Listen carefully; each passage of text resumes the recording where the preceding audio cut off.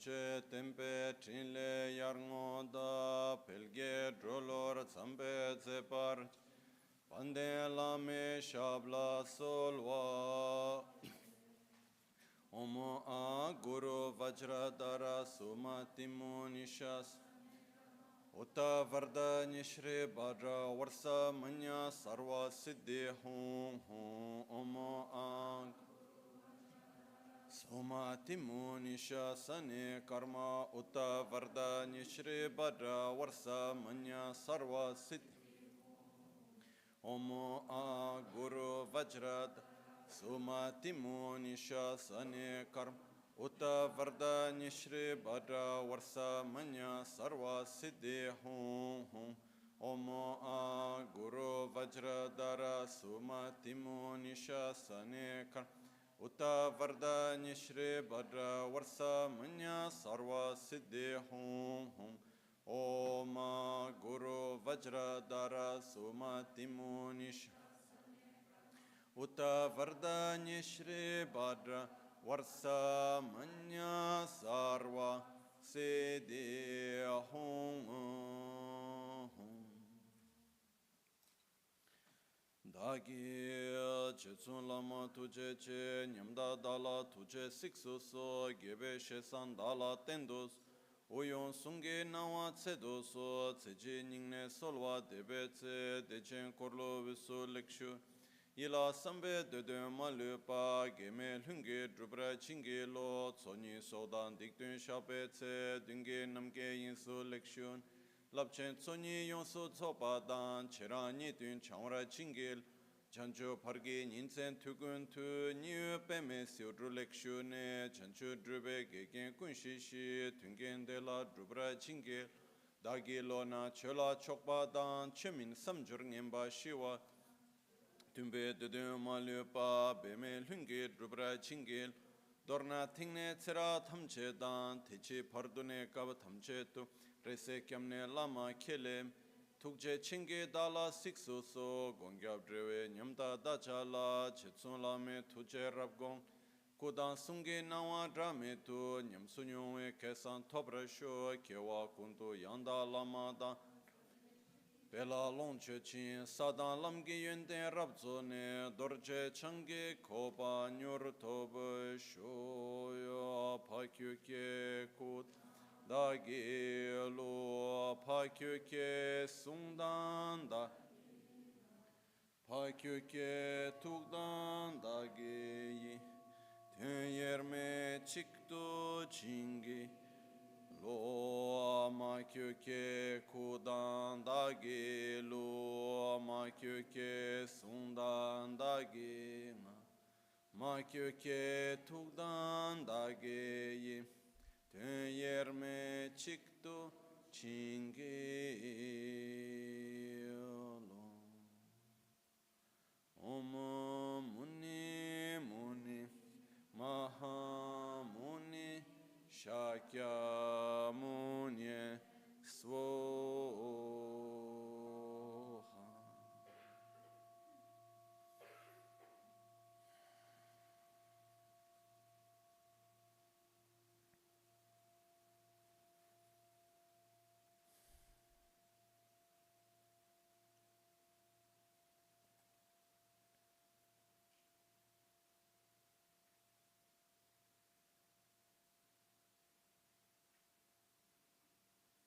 Buongiorno.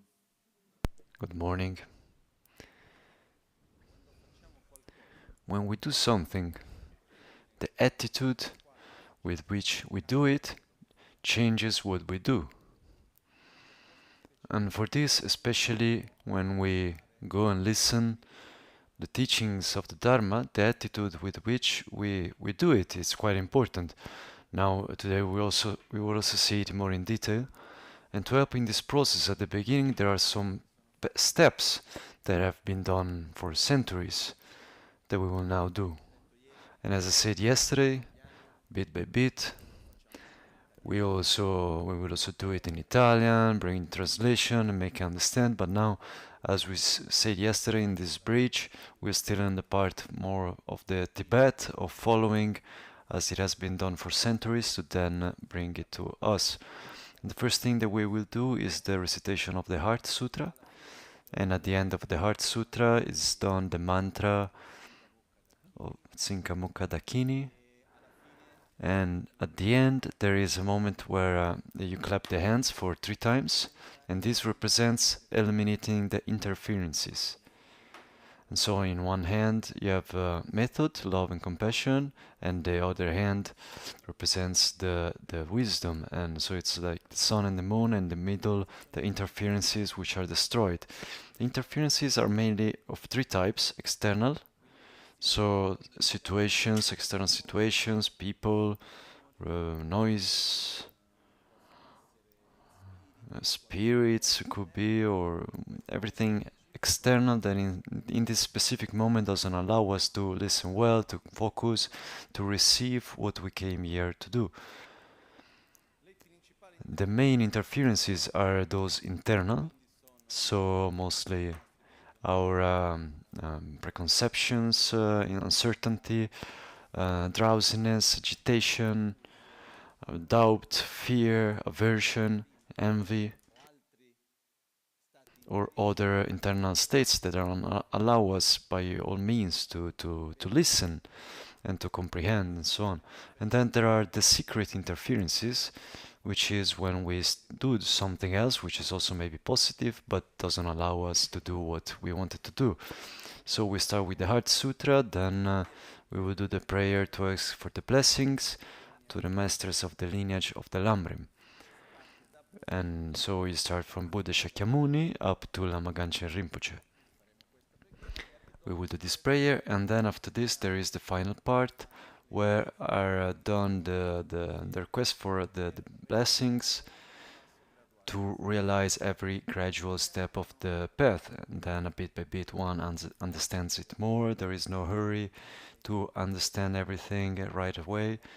So in this way we follow and keep the tradition, and so we remember a bit also why we are here and to connect with our motivation.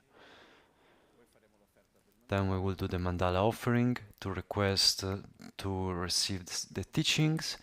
So let's start with the Heart Sutra.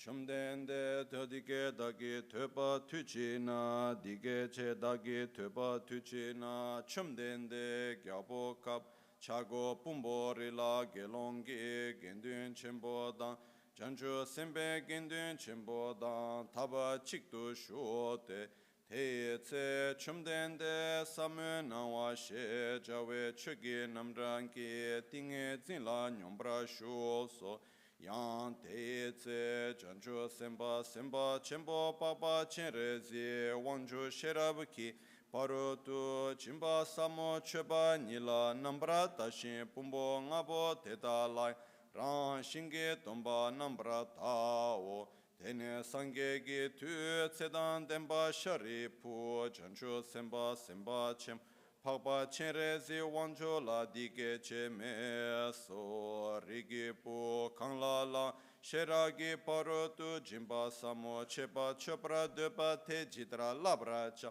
dige che me pat Chu semba semba chembo pakpa chenrezi wanjo gi tsedan demba shara tati pul Dike che me soya sharipu rigi puan rigi pumo kan la la shiragi parutu jim samo chepa chepra deba te didra nambra tawara chate pumbo ngabo te da kyan ran shinge tomba nambra yandakbra jesu tao su tomba o tomba ni su so Sule tomba ni shema yin tomba ni le kyan suk shema yin no tishin tu tsorwa dan dushe dan duche dan nambra sheba nama tomba wo sharipu tedra che tamche tomba ni te tseni me ba ma keba ma gakpa tima me ba tima dan trawa triwa me ba kangwa me ba wo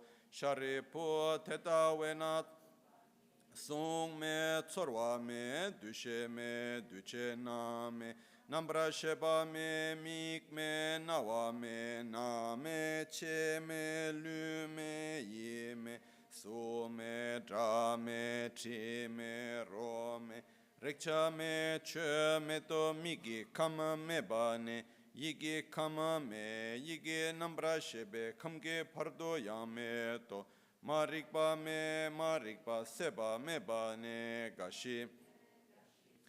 Pardo yame to tishin to dunge wadang kuncho wadang gokpa dan lame yeshe me toba me mato paya me to shari po teta wena jancho semba nam toba me be chir sheragi paro to jimbala tenchi nete semla driba me chin trakpa Chinche lole shinto dene nyange le debe thara chinto tu sundu nambra shubhe sangye tamche kyang shiraki paro tu chimbala dene lana meba yandabra zobe chanchu tu ngombra zobra sangye so te tawe na shiraki paro tu jimbe nga rikpa chimbe nga lana meba minyam pada nyambe nga dunge tamche rabdu shivra chebe nga mizum pena dembra shebra chate sherabgi parutu jimbe nga me paya tayata gate gate para sam gate podi svoha sharipu chanchu sembas dedra sheragi parutu jimba samola labra chao Tene chumdende tinge zin tele shende chanchu semba chem papa chere zi wanjola lekso she jawa chine lekso rigi pu tete shino rigi pu tete shinte jitra kyogi tempa shindu sheragi parutu jimba samola chebra chate deshin sheba namgyan jesu irango Chumdendegi dige cheka tselne tsedan demba sharata di budan chanchu semba chem papa chenrezi wanchu dan tam chedan dembe kora teda dan hada midan lama yindan trisara chebe jikne irante chumdendegi sumba la ngombara tudum Kala chepe neche tamba na ngushe tsutru ngawe tutoba che drupa pola mayel pushin si nesong kandro tsola cha tse lo Aka samaranza shatara samaraya pe aka samaranza shatara samaraya pe aka samaranza shatara samaraya pe aka samaranza shatara Aka samaranza shatara samaraya pe aka samaranza shatara samaraya pe aka Aka samaranza shadara samaraya bhaka samaranza shadara samaraya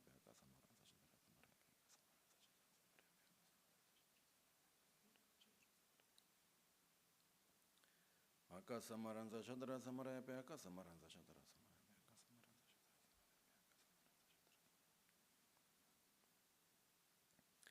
Aka samaranza shatara samaraya petayata gate para samgate bodhiso tayata gate para samgate bodhiso tayata gate para sam tayata gate para samgate bodhiso tayata gate para samgate bodhiso tayata gate bodhisoha tayata gate para samgate bodhisoha Pagpa kuncho sumge kai dembe topchir do pargyurchi me pargyurchi shivargi rabdu shivargyurchi drage parche tamche mi tumbe chore tamche shanti guru yesoha Geri tongra geju shiwada midunbe kendan trawadan tumba drupchen punson sogyurpe trashi tekyan tendir dele sho Chiediamo le benedizioni di tutti i maestri del lignaggio.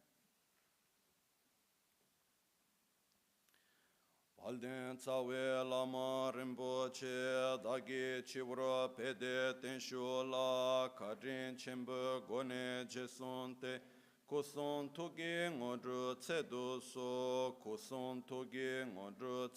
so Dremba nyangme tumba chumdende gyatsa tamba jetsu mi pangom gyawe longden pakpa tome sha sangye chansen sumla solwa de sangye chansen sum Zamlin kebe tsuge yigi nye ume lamne pakpa namdru de tebe sarne tsumba namdru de Jikde mikche sumla sowa de, jikde mikche sumla solwa de, mechun ngotsara negyuru chogi de, samo lamgi gyuchan duwe de, lapchen chepe tergyu namnanze, drowe tsala sumla sowa de, drowe tsala sumla lamcho shirchin geze sensan sha, gyawe menga kunzin Drogun tsewe chinzin gewa chen, drowe tepun sumla solwa deba, drowe tepun sumla sowa de, jancho tula nganye serlimpa, shinda chenbo seze marmeze, lamsa seze tumba rinpoche, tembe sokzin sumla solwa de,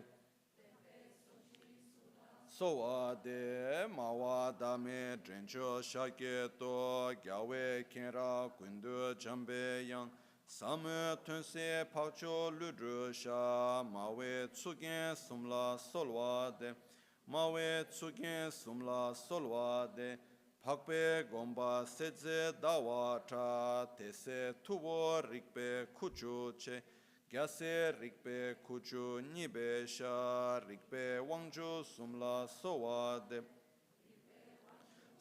sowa de tendre samo chishin sikpa yin shinda chimbu sonzi marmeze lamsa seze tumba rinpoche zamlin gingyuru nila solwa de Nel jora wancho pande gompa pa samo tinzin tembe neusupa duwe denu kunzin tako drume sumla sowa de takoba drume sumla solwa de tsombe druba lurle namesha tambe jinla namka gyapo dam jikden chöke pangbe senge san gyase sambe shabla solwa de Gyase sangpe shabla sowa de chancho togi drogon pushin se alhakpe lai jeson chingi lab nikdo drowa drembe shenyen cho namka gyansen shabla solwa de namka gyansen shabla gyawe dunsa shenyen poto wa namcho drenda drawe sharawa chancho pukshin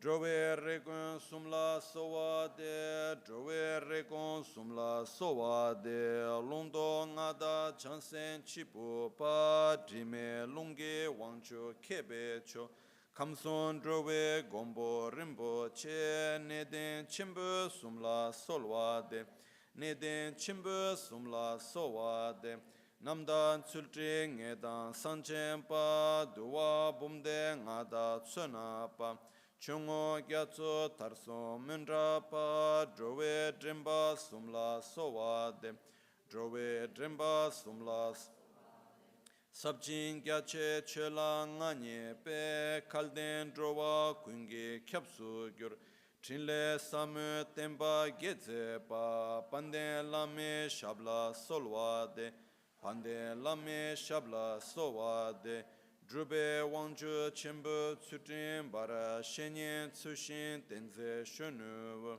tekcho pegi gyujan ginu sha gyawe sebo sumla solwa de gyawe sebo sumla sowa de mejun yunden zunze sangye dambe chinla namka gyabo dang jikden chöge pangbe senge sang gyase sangbu shabla sowa de Gyase sangbe shabla sowa de chancho tugi drogo pushin se alhakpe lai chencho chingi lab nikdo drove drembe shenyen cho namka gensen shabla solwa de namka gensen shabla sowa de Mingme tsewe terchen chenre zi drime kembe wangbo chambe liang kanche kebe tsugen tsonga pa losan trakbe shabla so losan trakbe shab sowa de drube wanju chambe gyatso dan kegu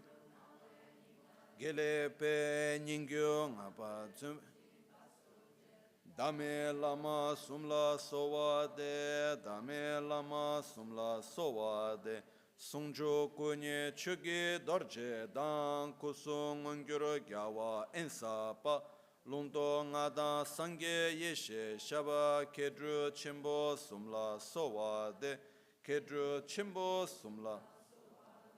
Losan chugi gyansen zimbe che, teye tukse kuncho gyansen shab, Lamsa seze losan yeshe de, Chetsun lama sumla solwa de, Chetsun lama sumla solwa de, Tupten peze ngawan chamba dang, Teye tukse losan nindra shab, Gyatso tabu yunden te, Trinchen lama sumla sowa de, Trinchen lama sumla solwa de, Losan yeshe temba rabge che, Lodro sambo drogu namdru tse, Losan gyawe chutsu chike pa, Tsungme lama sumla solwa, Tsungme lama sumla solwa de, Kesa namdren shibe lungdo ten, Shedru nige zinla datrewa, Kadri nyangme tsawe lama la, Gosung kuba chimbu solwa de,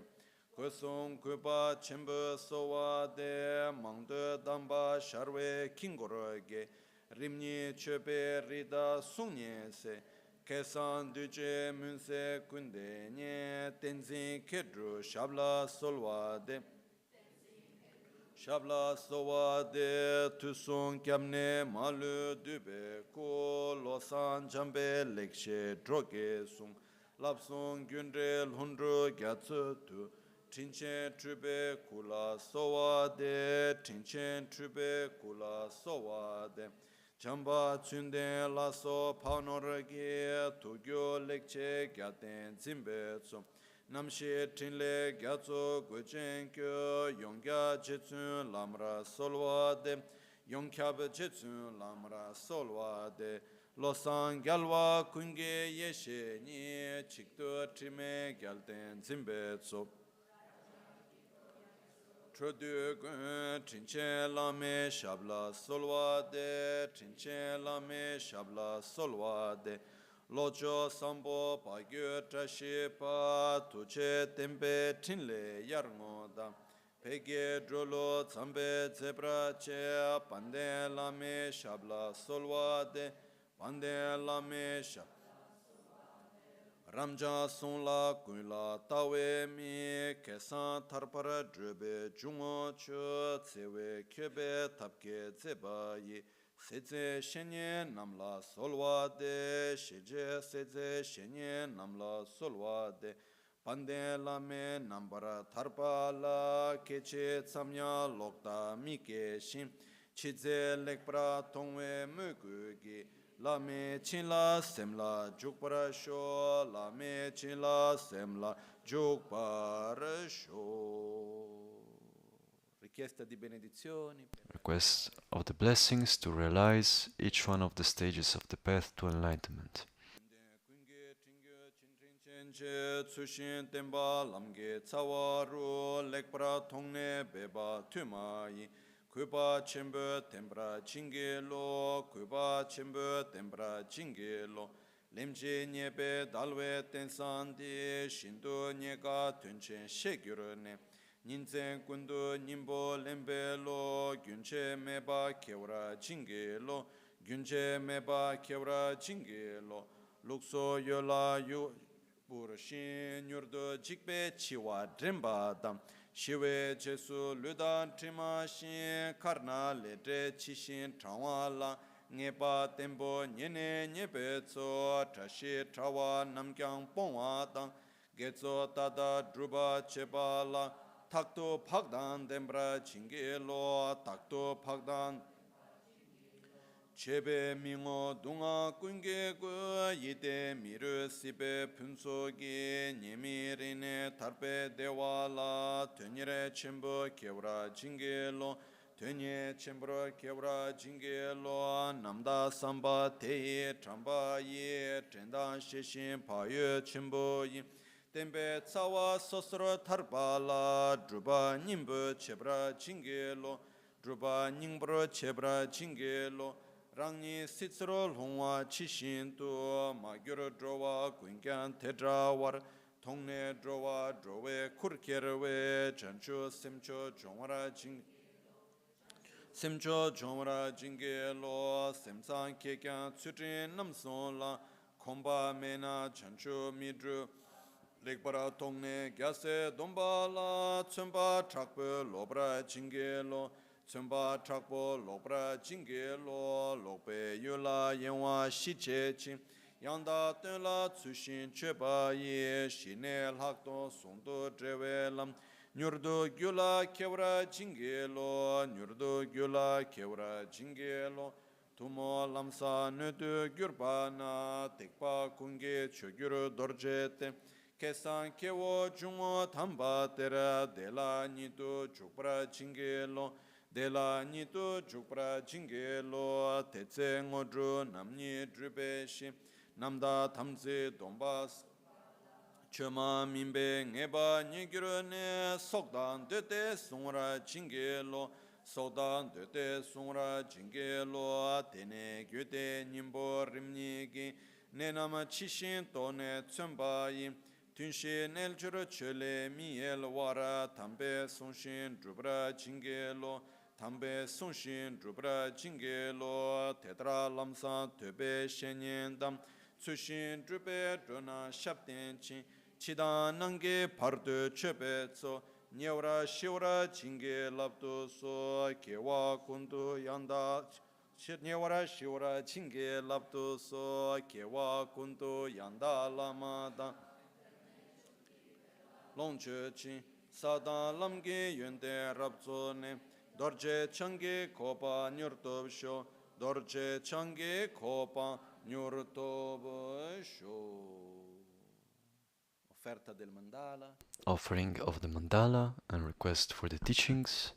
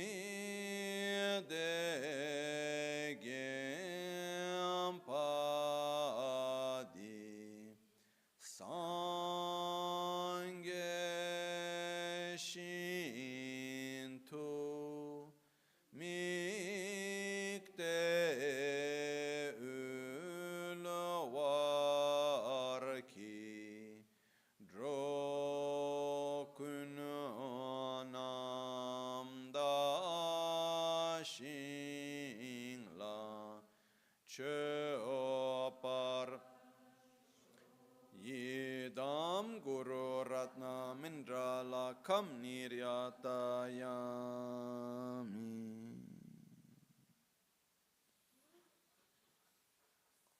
Sangye Chedan Tsoge Chonam La Chancho Pardo Dani Kyapsuchi Dagi Chushe Gibe Sonam Ki Drola Pinchra Sangye Drupar Sho Sangye Chedan Tsoge Chonam La Chancho Pardo Dani Kyapsuchi Dagi Chushe Gibe Sonam Ki Drola Pinchra Sangye Drupar Sho Sangye Chedan Tsoge Chonam La Chancho Pardo Dani Kyapsuchi Dagi Chushe Gibe Sonam Ki Drola Pinchra Sangye Druparasho. Nel Buddha, nel Dharma e nel Sangha prendo rifugio fino all'illuminazione. con la pratica della generosità e delle altre perfezioni, possa io ottenere lo stato di Buddha per il beneficio di tutti gli esseri senzienti. In the Buddha, Dharma and Sangha, I take refuge into enlightenment. Through the practice of generosity and the other perfections, may I attain Buddhahood for the benefit of all sentient beings. Namo yal hai ke dan ludan chin ke drubundan da mi ke nam dam drowa kun ge janama chi tsampa tamche ke tu da ge cheten ta tamche ke tu da ge cheten ta.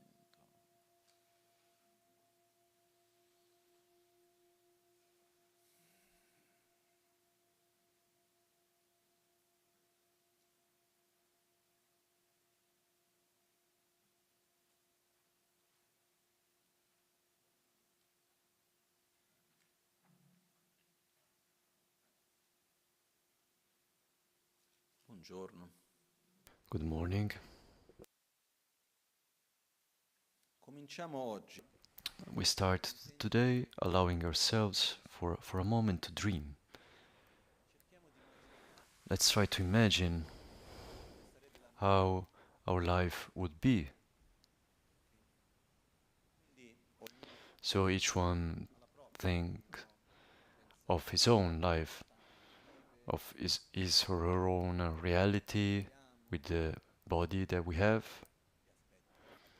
the favorable aspects and not favorable.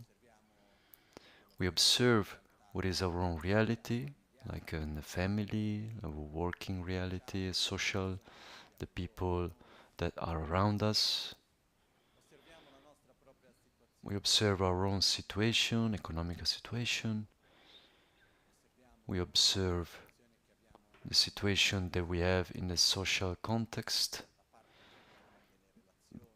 the part that we have about relationships, groups of belonging, the place where we live, the city, the social context in the broader sense.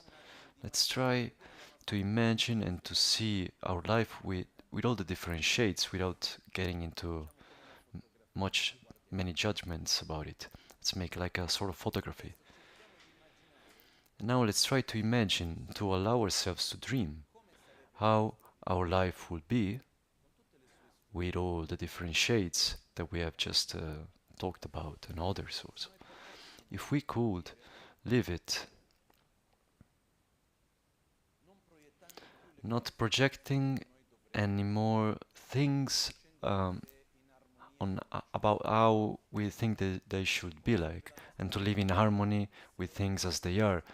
How our life would be if we wouldn't get into conflict with things, but if we will be able to interact in a positive way, if we will be able to have a good self-esteem, free from fear, free from uncertainty, how our life would be if we wouldn't have an inner attitude of dissatisfaction and agitation and distraction, but we would be in a state of peace and satisfaction, of balance, where our mind is calm but at the same time attentive, watchful. When we have clarity of everything that appears to us, we have a correct discernment,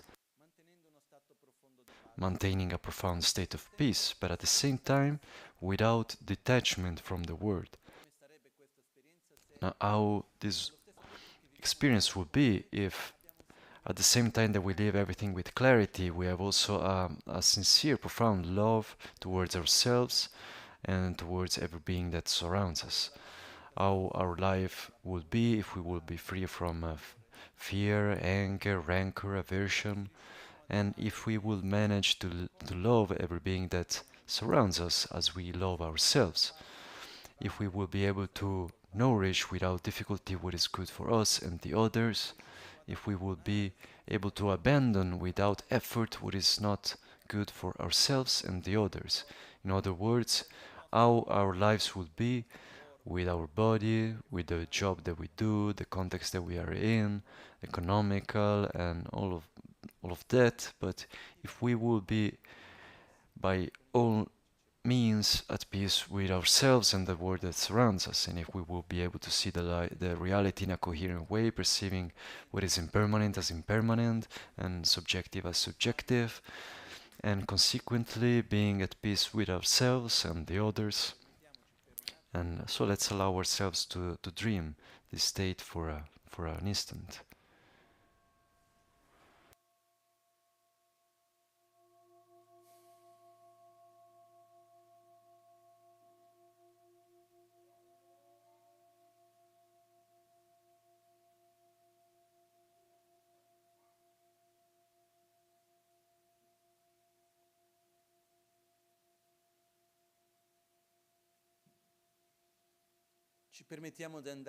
We allow ourselves to go beyond and to dream how it will be if every being that surrounds us, starting from the closest ones, our family, our father, which is at our right, and a mother at our left, and aside of them, the brothers, sisters, uncles, friends, husband, wife, all those that are close to us. And behind us, there are all the beings to which we are indifferent, we don't know, and they are innumerable. And in front of us, there are those with which we have some conflict and difficulty, but all the beings that we know and don't know surround us. So we allow ourselves for an instant to dream and to imagine how it would be if even each one of them would be in the same state of peace. How would it be if each one of them would be free from anger, hatred, ignorance, and would live in a profound state of peace and joy and harmony? We allow ourselves to dream.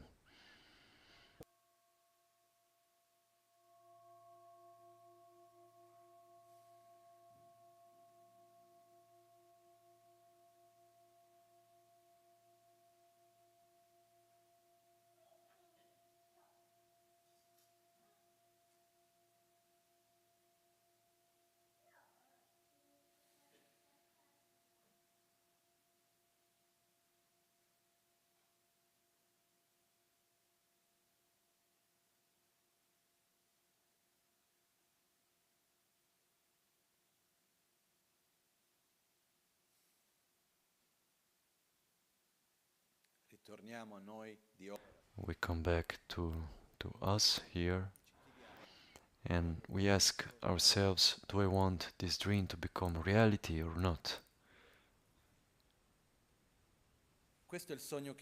This is the dream that Buddha transmitted to us.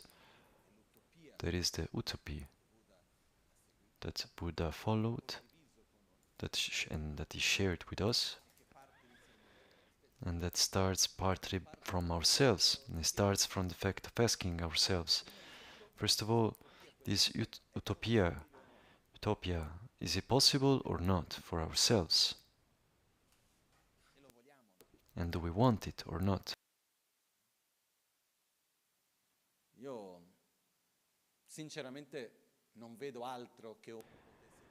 Me, actually, I can't see any other possibility than that one wants it. Because when we imagine ourselves in that dream, each one of us with his own or her own experience, but what I see is that the conflicts end. And there is also this, okay, we can also do a similar exercise on another side. We imagine in front of us all our problems. We put them there and we make a nice little mountain. We put in front of us the behaviors that we don't like and that we have to interact with and to live. We put in front of us the economical difficulties, the physical issues, social issues, all the difficulties that are there. We just put all our problems in front of us. We make a nice little mountain, small, big, enormous, whatever, without fear of putting them in front. So, really all those things that in our daily life when we don't feel good, we point the finger at and blame them. We put them in front of us. There is this person, this situation, that situation, all of that we usually point the finger at. These are the things that I don't like, they make me suffer, and so on. We put them in front of us. We have all there, nice and solid, all the guilty ones. Now in front of this mountain, we remove something. We leave the mountain there, but we remove some things from ourselves. We remove our expectation of how things should be. We remove our obsession with self-gratification.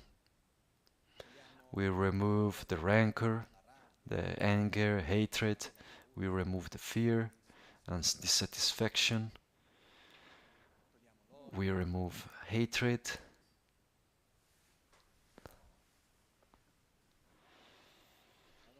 The question is the mountain still there or not?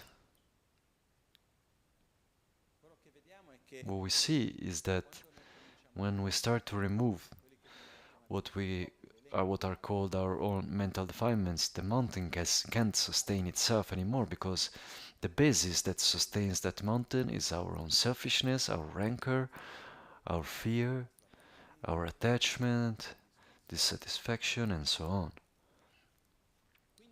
So, this dream, to really be able to reach a state of balance and peace, is for me what is the most important. Not just for me, but when we allow ourselves to dream that every being that surrounds us would also have the same, it's one of the most beautiful things that one can imagine. And the question is that one asks himself naturally is that whether it's possible or not. And talking with one of my masters, Je Tsong Khapa, he asked me, is it possible to decrease anger? I think so, yes, with some difficulty, but constancy. I saw it in myself, I saw it also in others, in the sense that since when I was a kid I had other defects, but my weak point was not anger. But I've seen people that were very angry that really managed to make some big changes within themselves. And he asked me, is it possible to love more? To open the heart in a more sincere way? And to go a bit beyond our own selfish way to love? Is it possible to expand our love and to love some more beings? Yes. What is the limit to decrease and eliminate anger? Is there like a threshold where you say, okay, no, less anger than this you can't have?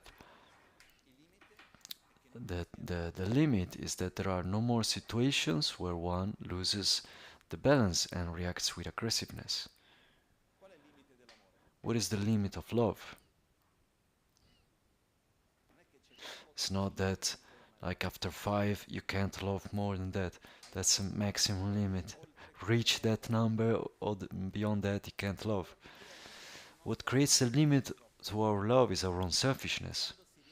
And when we manage to love beyond, aside from what the other is or does in relation to the I and the mind, we can love everyone in the same way. So here we develop the unconditional love, which has no boundaries, because the limits of our love is our own selfishness, nothing else. So the question that comes out of this is whether, okay, if it's possible to decrease anger, agitation, and dissatisfaction, if it's possible to develop more love and awareness, generosity, balance, harmony, and so on, this dream that we have talked about before, is it possible to reach it or not? I think so. And this has been, for me, when I was around 18 years old, like a moment of crisis, because I was dedicating my life to the study of Buddhism. And at a certain point I asked myself, will it be actually really possible?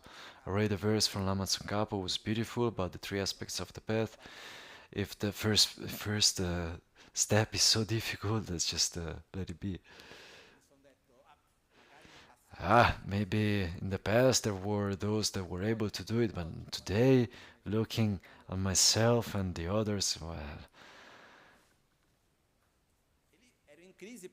and so I went into crisis because I was dedicating my life to Buddhism, but if I don't really believe in the why I am here, what is the sense to all of this? I never wanted to have like a Buddhist career. And so, and I still don't want it up to today.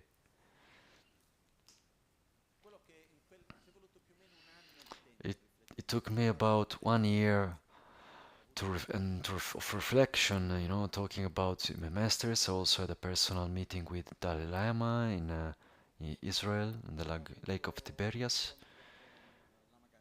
I had an encounter with also Lama Rinpoche, and then with my master Je Tsong Khapa, and putting things together, I understood that first of all, we need to allow ourselves to dream. That the path, the journey, doesn't start out of renunciation, but as with an attitude of love toward ourselves to dream what I want. The first step to do something is to desire it, as my master was saying. The first thing that we need to do to obtain, to reach whatever, it's to allow ourselves to desire it and to imagine ourselves there, because in the desire there are two aspects. I can say how beautiful will be that thing, but I will never manage to have it. I make an example, very practical, to explain what I want to say. At a certain point, some years ago, there was a moment where I came to live in Italy, and I was traveling a lot in Italy. I was always driving, and I had a car that our friend Gloria Pozzi had, and that gave me to use it, and but then she died, and so we also dedicate to her, and the car wasn't there anymore also, and so I had to buy a car. What did I do? I checked how much money I had, and within that money that I had, what kind of cars I could choose. So I had my budget, and I started to make some research. Okay, what is the best model of car that I can choose? And as I was in that period, I went to the Netherlands, and as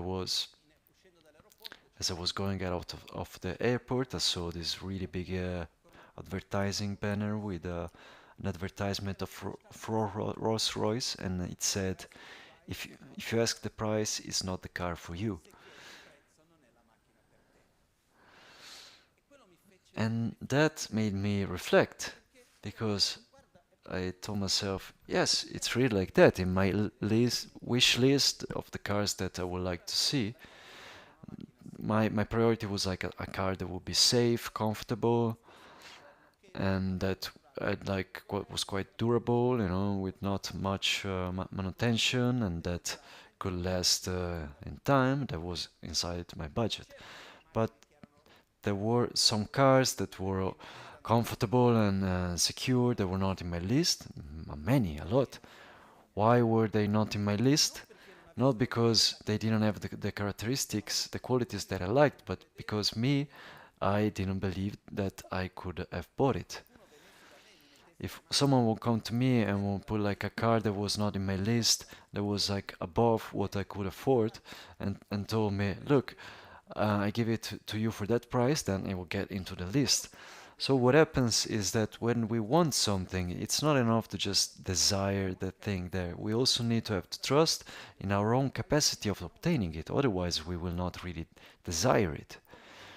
It's like when someone gets sick, it's not enough the generalized wish to get better. There needs to be the trust of getting better, of recovering. Otherwise, one doesn't start the path to recover. If someone comes to me to buy the car and tells me, look, this car here, maybe like an Aston Martin, which is a nice car, but I would have never At the time also I liked to drive fast, now I've passed that phase. Someone told me, okay, here you can have it, even if it has a price that you can't afford. Um, we do monthly installments, monthly rates. Then if you can do it now, you can do it also. You can pay it in also in the next lifetimes. Can I do it? 30 euro a month? Yes. One of the fundamental points in buying something, in desiring something, is to imagine oneself there. Because if I can't imagine myself in that dream and I don't have trust that I can reach it, I will never put the effort to do it. Never. And so we need to ask ourselves a fundamental question: what is our dream?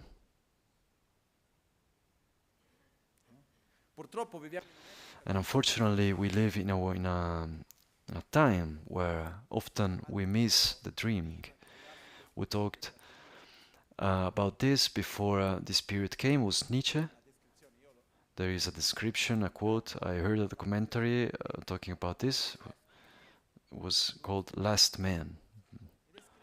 And he described that the modern man, that he described as the last man, will be people that would look towards the stars and say how beautiful, but that would have never allowed themselves even to desire them, because the path to reach them is too difficult. I rather stay where I am comfortable. He described that the people in the future, these last men, wouldn't allow themselves to go in the search of excellence and to go beyond themselves, because they would let themselves limit by a comfortable life. Are we there in this period or not?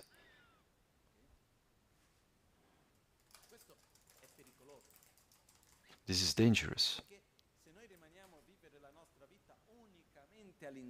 Because if we remain to live our lives only within the boundaries of a comfortable experience, all we do is just to go round and round the habits that we already have, and to live life on a superficial level.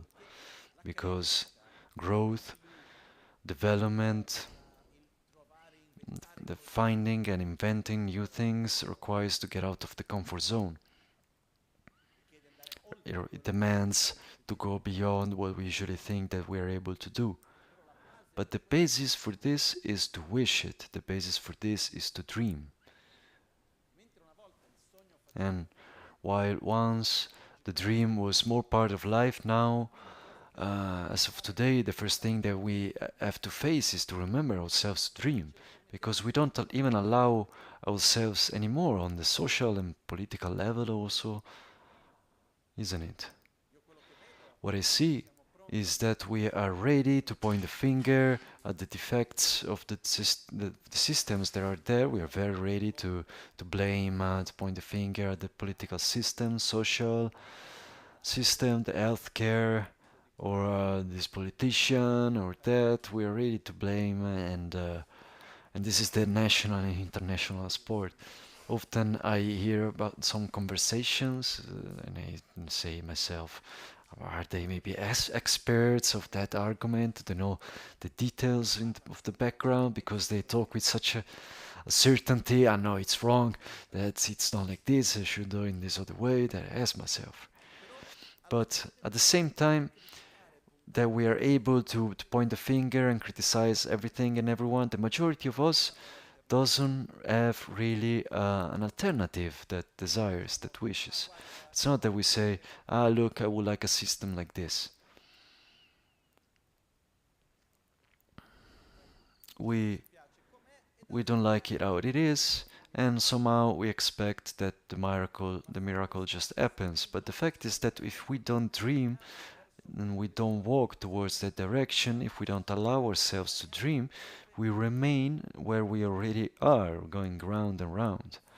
It's fundamental for us to be able to go beyond and to desire, to wish. And this is the basis that it's in Buddhism, the path that Buddha transmitted to us. It's just a dream. We could call it dream, we could call it utopia, we could call it final goal in many ways. But the fact is that it's being able to imagine something wonderful that it's not there today, but that we believe it's possible to be there. And the fundamental thing, though, it's that the dream must be coherent with the reality. There is an example that I've made for many years. Then recently someone told me, look Lama, this example is not very fine because of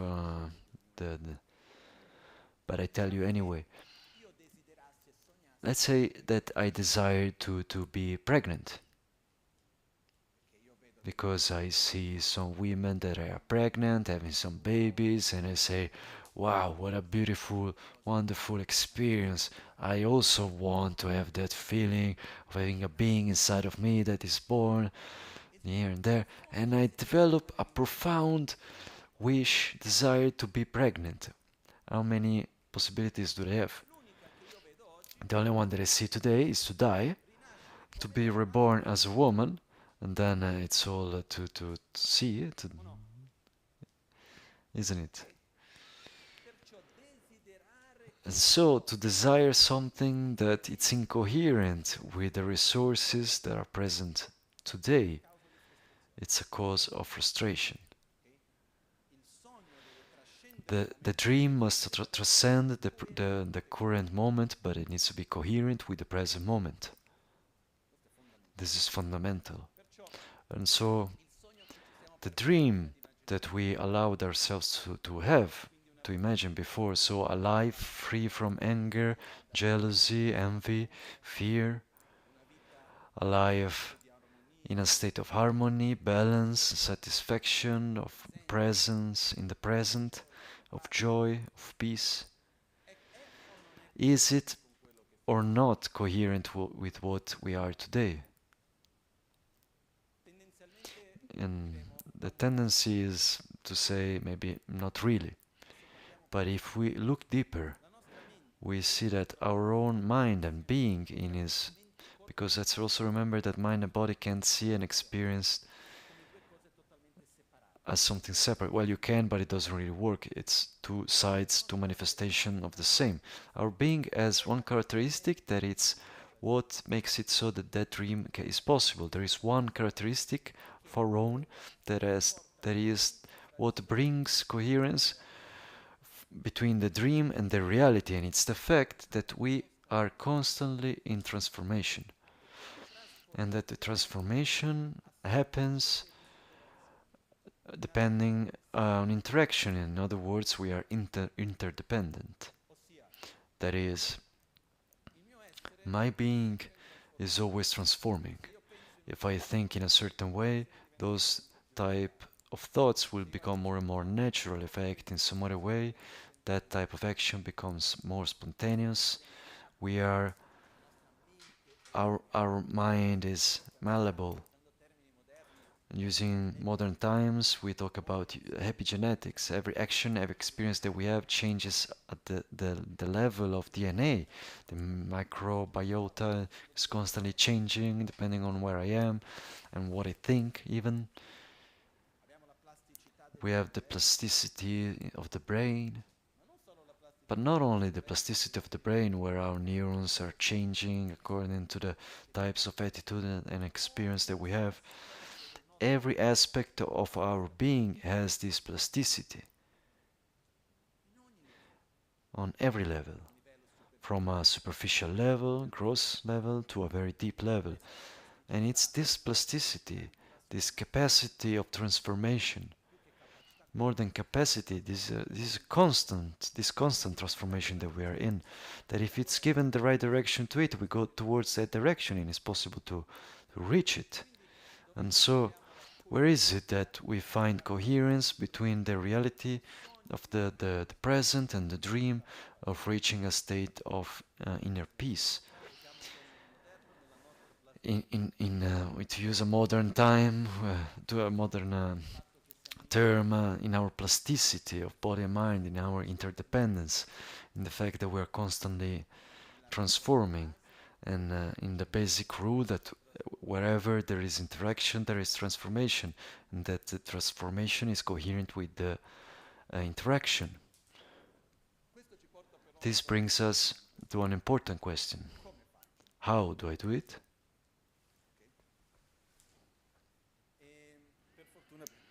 And fortunately, we have the answer.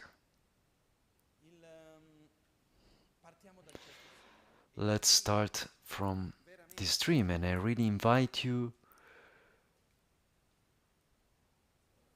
to dream it in a way that is not just conceptual.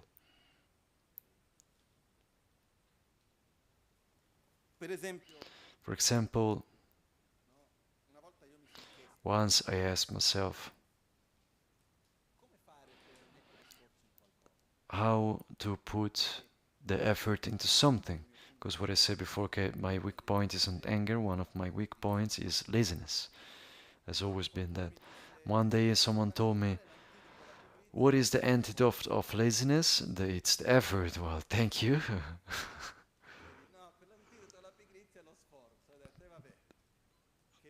Okay, everything is solved. I remain in the same place. Then one day, as I was studying a text that are called the 51 mind factors, the primary mind and the 51 mind factors that we have already explained here, there has been a moment where I understood something that changed my perception. That enthusiastic effort, putting energy into something that is positive but it's not easy, on its turn, it depends on the aspiration, that is, the desire. Aspiration is the desire towards something good, so that is, I put energy into what I want. It's not energy in what I don't want, for how much I can say, how beautiful here and there. I put energy in what I want. The aspiration comes on its turn but from faith. That means to believe in the qualities and the existence of something. That's what happens also with advertisement. If I have a product and I want to sell it, if the product remains in the warehouse, closed, locked up, without no one knowing it, will I sell it? No. In order to sell that product, I need that the people will develop desire towards that product. Because they need to invest their energy to desire it. They need to, in order to desire it, they need to know it. But it's not enough just to know it. I need to make it so that people know that the product exists, and that they know the qualities of that product, the characteristics, the functions. They can imagine themselves with the product and to dream how beautiful would it be if I had an Aston Martin.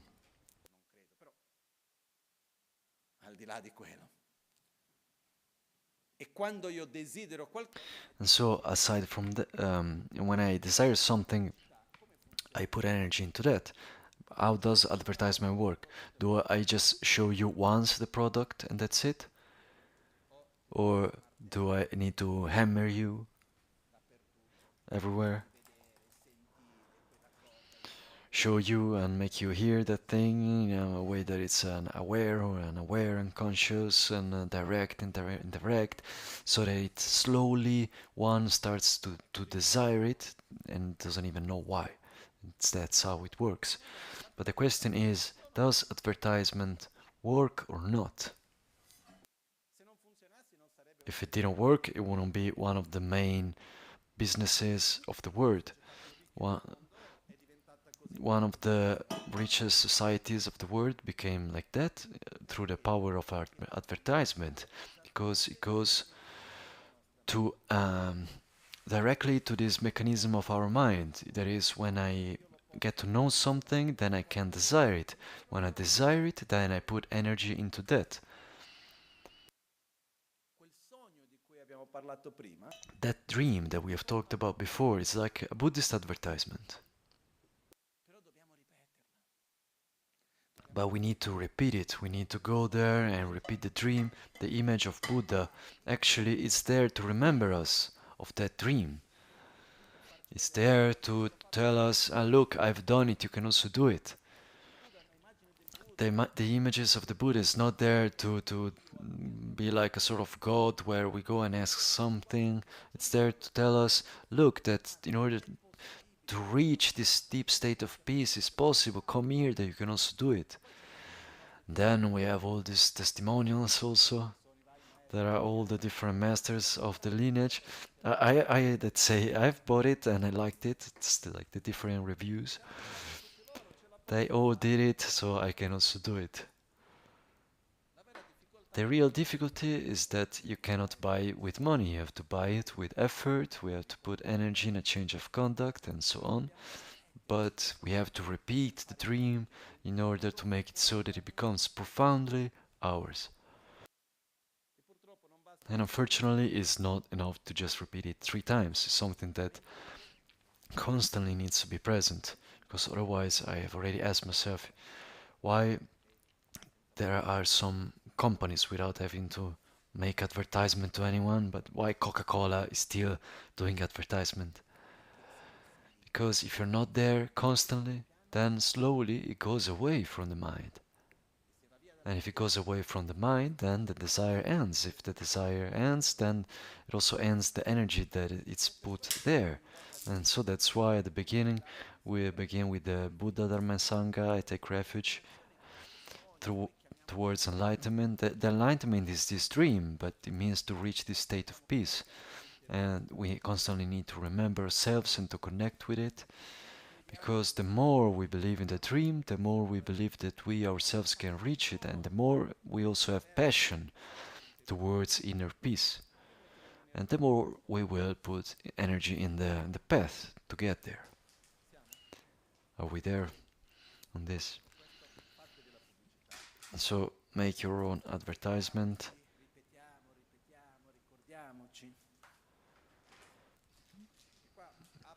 And here I open a quick parenthesis. One of the difficulties that we have here today in facing the path that Buddha transmitted to us is that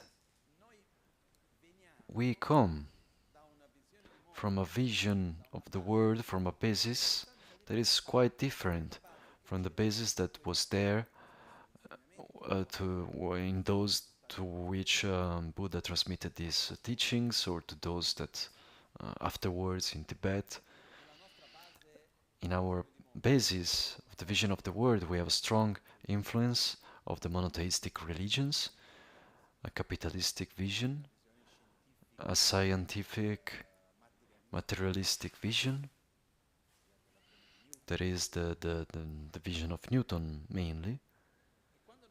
And when we go and listen to the Buddhist teachings, our tendency is, in order to understand something, to compare it with something we already know. So to me it has already happened, to hear, but Buddha, is it like Jesus or like God?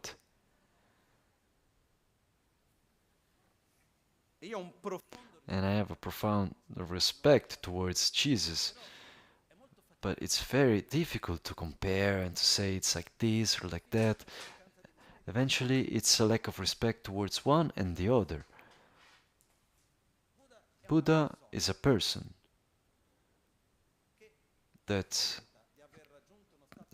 tells of having reached a deep state of peace, and that shares with his disciples and the people around him how to make it to reach that state of peace. That was Buddha.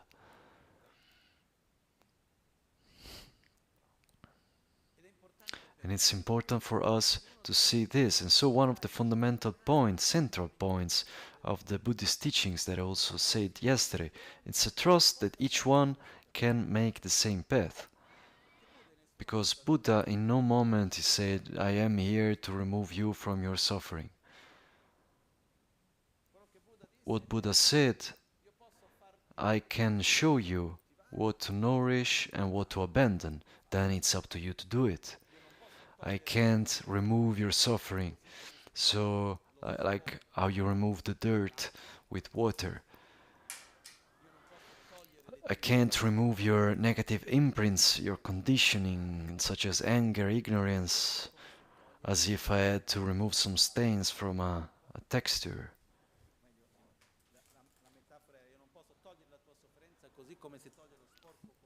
I can't remove your suffering as if I removed the dirt with a broom, and I can remove your conditionings if as if I remove the stains from a cloth.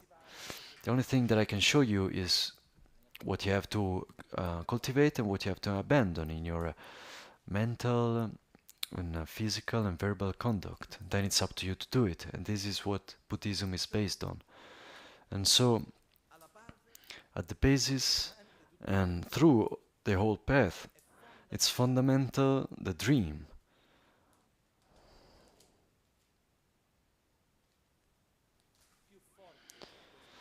The stronger the dream, the more these teachings make sense, this path makes sense, because it's a path. No, a path doesn't make sense if there isn't a place to reach. Sometimes we like to have to take a walk without having to go anywhere, but here the analogy is a path to reach a place, because when for how much the path can be nice, it's because we want to reach something. Because so, let's remember the dream and to allow ourselves to dream. This is the first fundamental step. The Lam Rim, as we have seen yesterday, is the text that takes us towards this dream. It's the map that takes us towards this dream, that tells us, look, that it's possible. Look, that there are some specific steps to do. Buddha transmitted them to us in a way that it's extremely clear, adapting to the reality of each one. But when we today go and see the teachings of Buddha in the sutras, they're very broad and we have a hard time to catch the essence of it. So the closest masters to us with time, so like Atisha, Je Tsong Khapa, they have Pabonka Rinpoche Mo, coming to Lam Rim Chen Rinpoche and so on. They make it so that they comprehended these teachings and put them in a way that is accessible. And this map, there is also a question that I asked before, then how I do it to reach this dream. The how, step by step, is what is explained in these teachings called Lam Rim, that is the stages of the path. These teachings are divided in 4 parts, as we have seen yesterday. The first part is to see the qualities of who transmitted these teachings. The second is to see the qualities of the teachings themselves. And the third one is the correct view to listen to the teachings, the correct approach from our side towards this map, towards this path. And the fourth point is the actual path. So, today we are in the part of seeing what is the correct mode of listening, of getting in contact with this. Because I can take the map and say, wow, what a beautiful path. It would be really nice, and I develop faith towards it. I say, what a really well done map. I study it and I learn it. I put the map in a nice. I put it like in the altar and I pay homage to the map every day, but I never take the courage to walk, to embark on the journey that it's there. This is not the correct attitude. And even worse attitude is when you say, oh, interesting, this map. I think that many could be interesting in it. It would be a nice career. And then you get lost in the map. So because it's something that it can be interesting, then we make like a study center of the map. We make courses to study the map, to explain the map. I become expert. I do like training for other experts for this map, but I'm not interested in walking. This is another attitude that doesn't work. Another attitude that doesn't work also is to be in front of the map and say, what a beautiful map and beautiful path for the others. I will never be able to do it. This is another attitude that is wrong. The way with which we place ourselves in front of the teachings at the beginning changes completely what we go and receive and how we receive it. It's like when we meet a person. The attitude that we have towards that person changes completely how we will listen what is said to us. If I have respect towards you, trust, if I give value to your experience,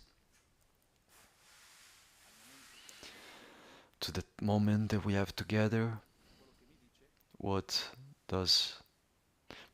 the person tells me, I welcome it. But if I don't respect you, I judge you, I have preconception about you, I'm not present mentally while you're talking, then I will receive very, very little.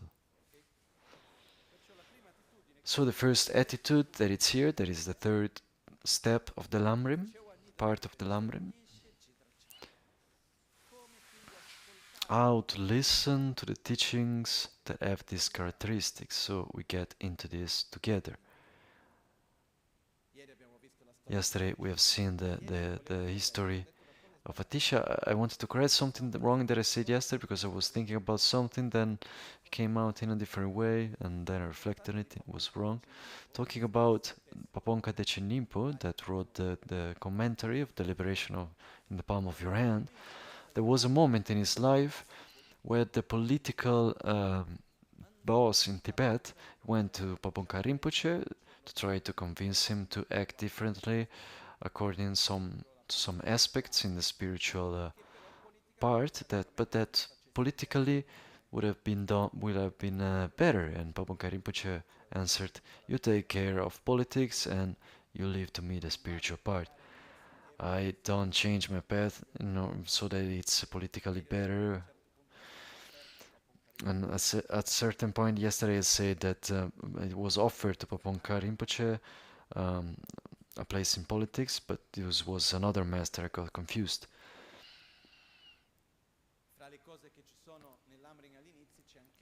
And inside of the things that are in the Lam Rim at the beginning, there is also the correct way to teach a Dharma, and one of the most important things is sincerity.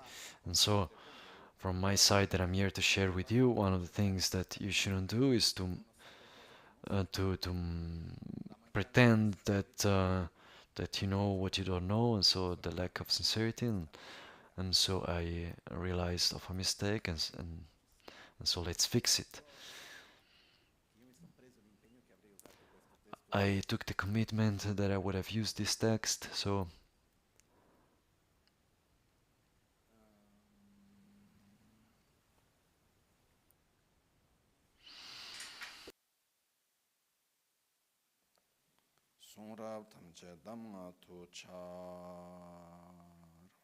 I libri tibetani non hanno l'index all'inizio, eccetera. Tibetan books don't have like an index and so on, but it's very interesting because when you read a book like this, what I've always done is that first you go through the whole books without reading all the details, just kind of marking the structure of the book. And first you read the chapters, the key points, then you go back to read each part. What I've seen today is that, okay, we have many of these things, this kind of knowledge, for example, with artificial intelligence, you can easily obtain much knowledge, but the path of research, the process of having to understand the structure, having to understand, okay, that explanation, the context, where is it, changes completely the way of doing it. So to take the paper book and to read it slowly, to have to understand the structure, to then get into the content, for me, is one of the best things. Prendiamo So let's take the book that we have of the Liberation in the palm of your hand. In order to read this book, we should do it by putting together two parts: the general scheme of the opera, and then the part of each actual explanation. Today we are in the page 91, so the correct way of listening and teaching the Dharma.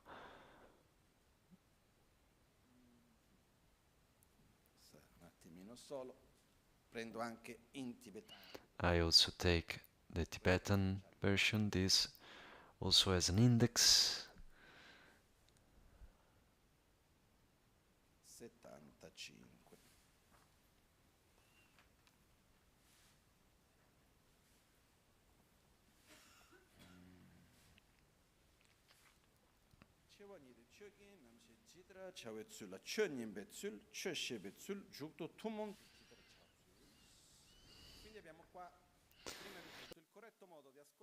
So here we have first of all the correct way of listening and teaching the Dharma that possesses these two excellent qualities, that is the authors with excellent qualities and the qualities of the Dharma itself. This part is divided into 3 points, that is how to listen to the Dharma, how to teach the Dharma, and what needs to be done both from who listens and from who teaches. So let's start with how to listen to the Dharma. We have how to reflect on the benefits that are coming from the hearing of the Dharma. Then we have how to generate respect towards the Dharma and of who is exposing it, and effective way to hear the teachings, to listen to the teachings. Let's start from the first. First of all, how to reflect on the benefits that come from hearing the Dharma.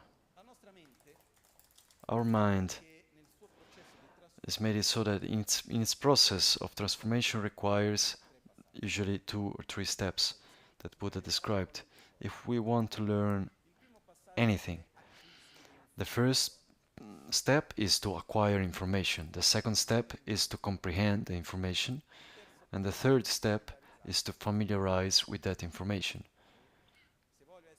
So if I want to become good to cook Milanese risotto, the first thing that I need to do is to acquire information by looking at it, by hearing, listening. But if I become expert in the theory of risotto, but I've never done it,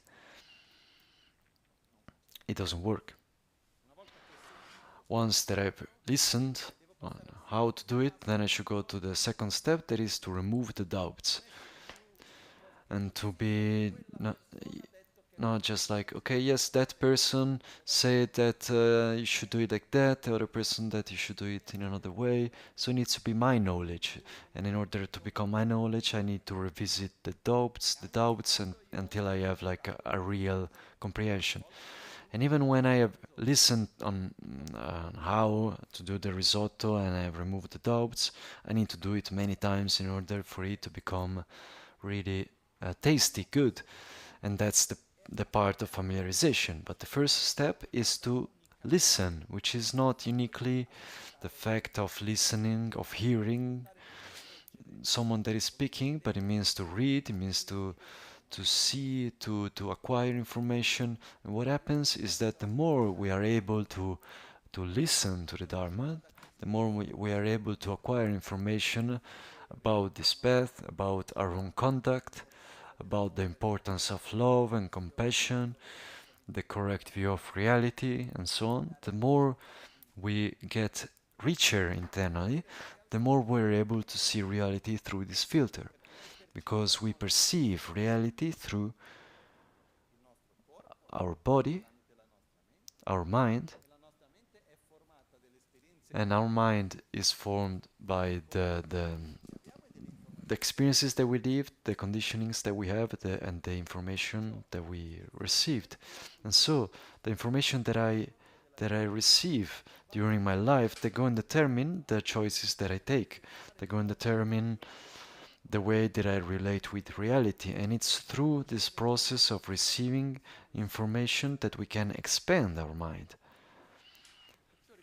And so let's remember that there is nothing that I can't do, read, listen, that doesn't transform me and influence me in some way. And so, using an analogy, what I eat goes to change what my body receives. The nutrients that it receives, the toxins. Some foods are more suitable for the necessities of my body, other foods are less suitable and they are harmful. So if I want to maintain a certain physical state, I need to eat accordingly. And similarly, what the word to listen here, it's the information that I acquire by reading, listening. It's the food for the mind. And there are some kind of foods that are good for us, other that are harmful, others that are a bit more difficult to digest, and that are not so good, others that are difficult to digest but are more nourishing us.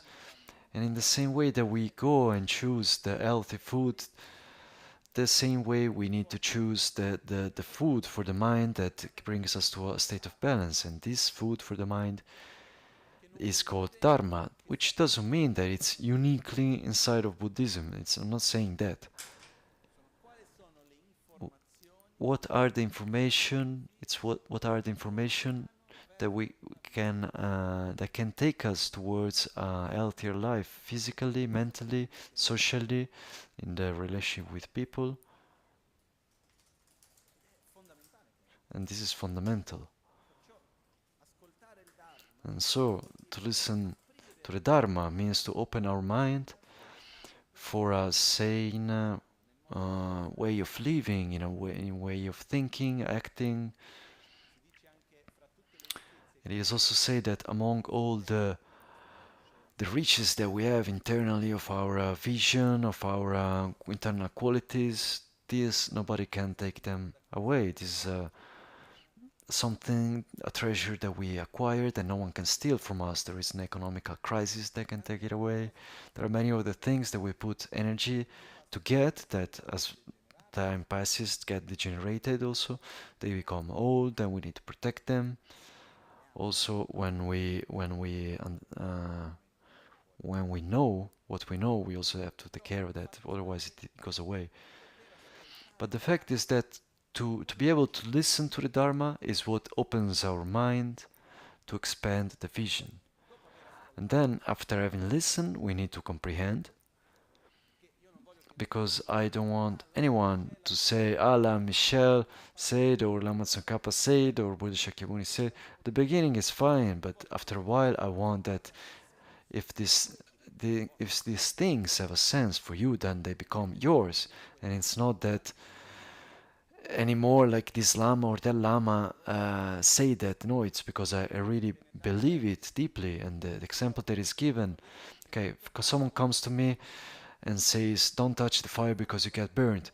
In the listening phase, I say, okay, you don't have to touch the fire because it get burned.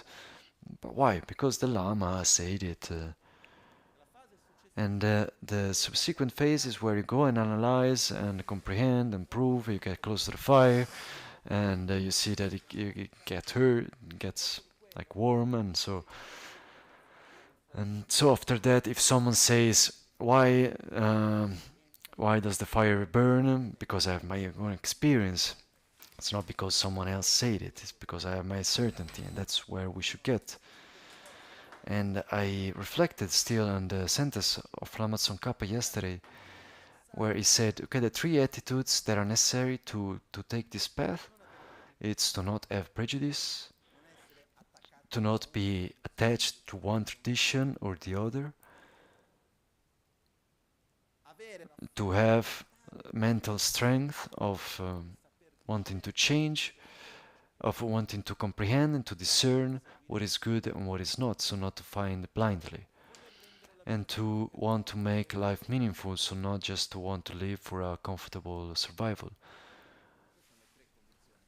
These are the three conditions that Lama Tsong Khapa brought. So the aspect is that it's not enough to listen, but the listening is the door that opens a way.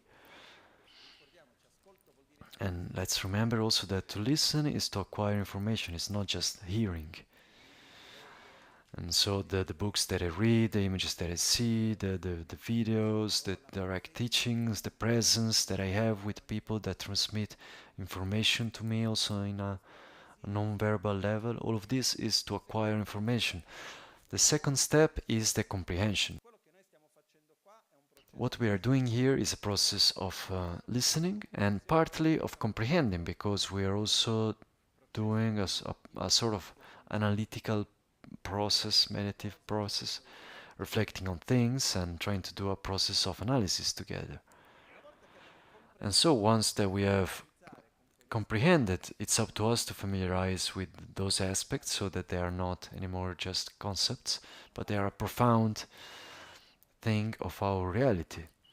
It's not enough to understand love, I need to be the love. So to listen to the Dharma is important. Mostly if I want to follow a path, I need to understand that path and to open my mind to that.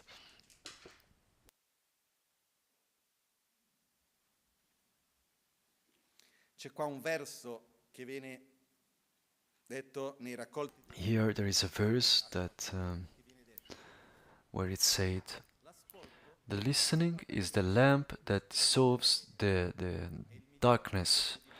It's the best of things you can have, that thieves cannot steal it away from you. It's the weapon that defeats the enemy of ignorance. It's your best counselor, advisor that advises you the best way to behave. It's a healthy medicine that frees you, that makes you free from anguish.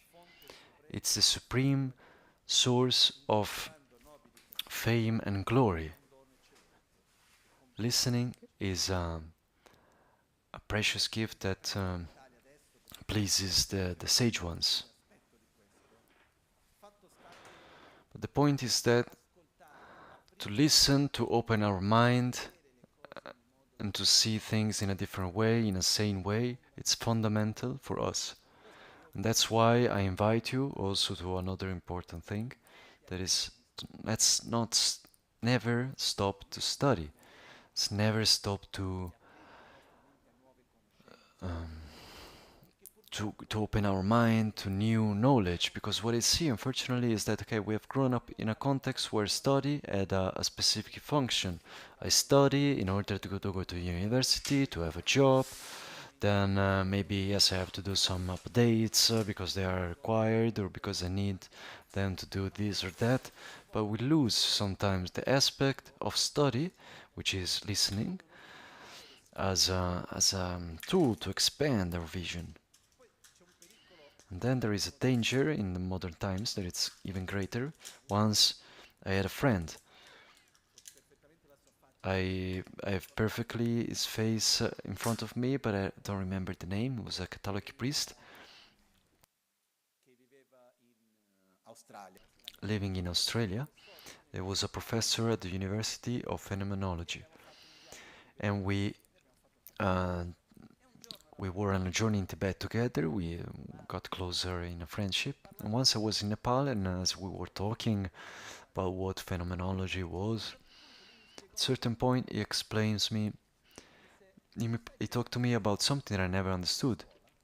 He asked me, do you know why do you study all that you study at school? What you study there, it's not so that you have those concepts inside of you. In the years that you go to school, it's when you learn to learn. You need to learn to create the flexibility of the mind to acquire new information. And then there is a further point. The more information that you have, the more you open your mind, the more resources I have to make my choices and have my correct discernment. The fact that I add it now. The fact that I have in the palm of my hands not the liberation, but that Pabonka Rinpoche gave us, but a source that is unexhaustible of information, like so-called smartphone with internet.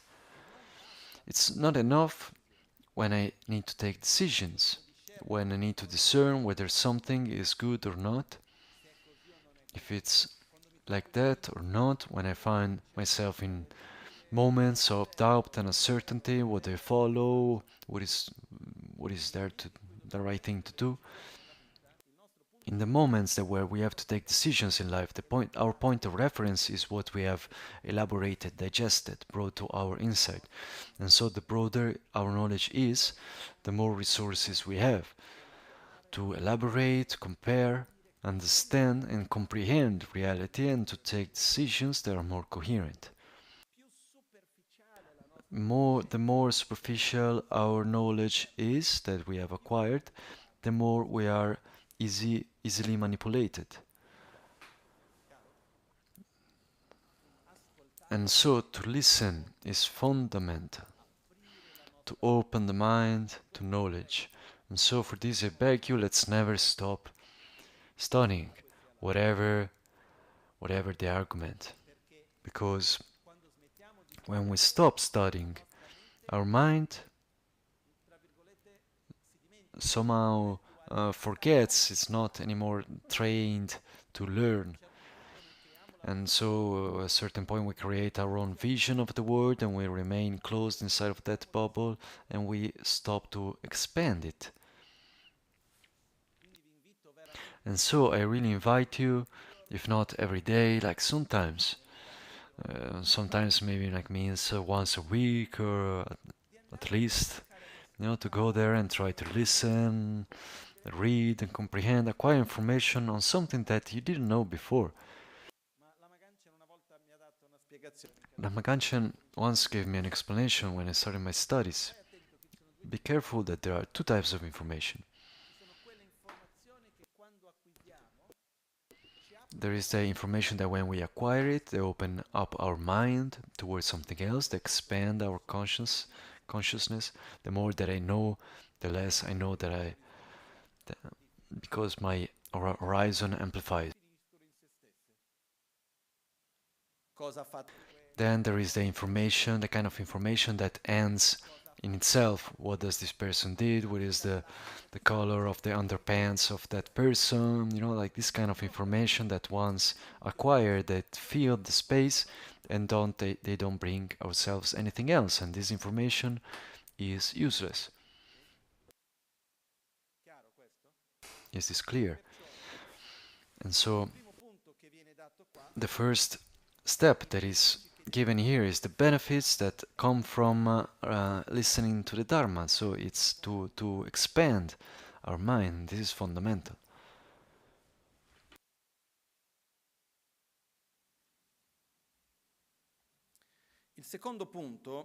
The second point is how to generate respect towards the Dharma and who expose it. Here comes a quote from the Sutra of Ksitigarbha. Listen to the Dharma with trust and respect. Don't denigrate it. Make offerings to the masters of Dharma and develop the attitude of considering them like Buddhas. What happens here is the following.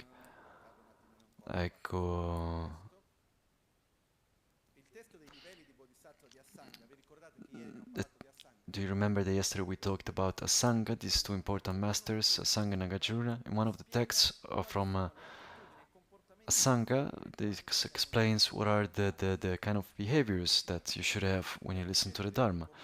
Okay, you should choose the proper moment, you should have the courtesy, the respect, and to be free from anger, the motivation to practice what has been apprehended and to listen to the teaching without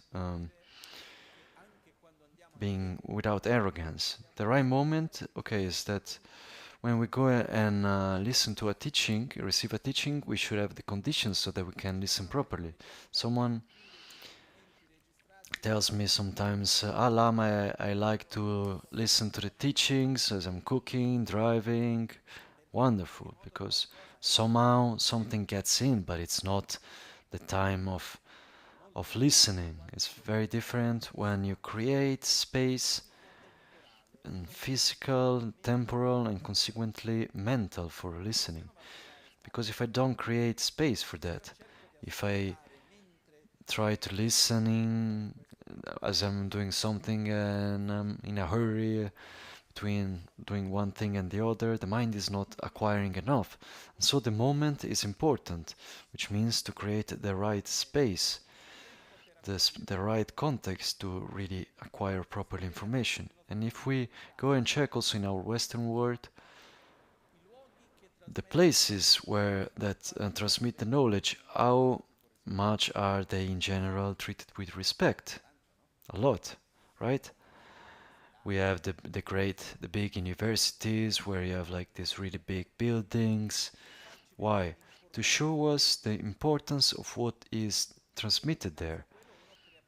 And so in front of that one creates more respect. One creates the time for that. So let's try to give a quality time for listening. It's not just something of our modern times, because also Asanga was already talking about this. And so we should have an attitude of respect, of courtesy.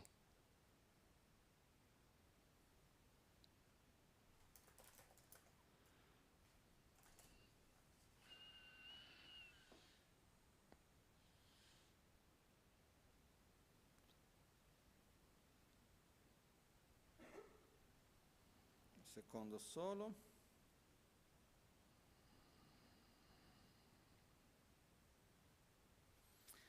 Quello che riguarda questo, quello che viene tradotto qua come So what is talked about here, like courtesy and respect, is very similar, but it means that I must have an external attitude that is respectful towards the teachings.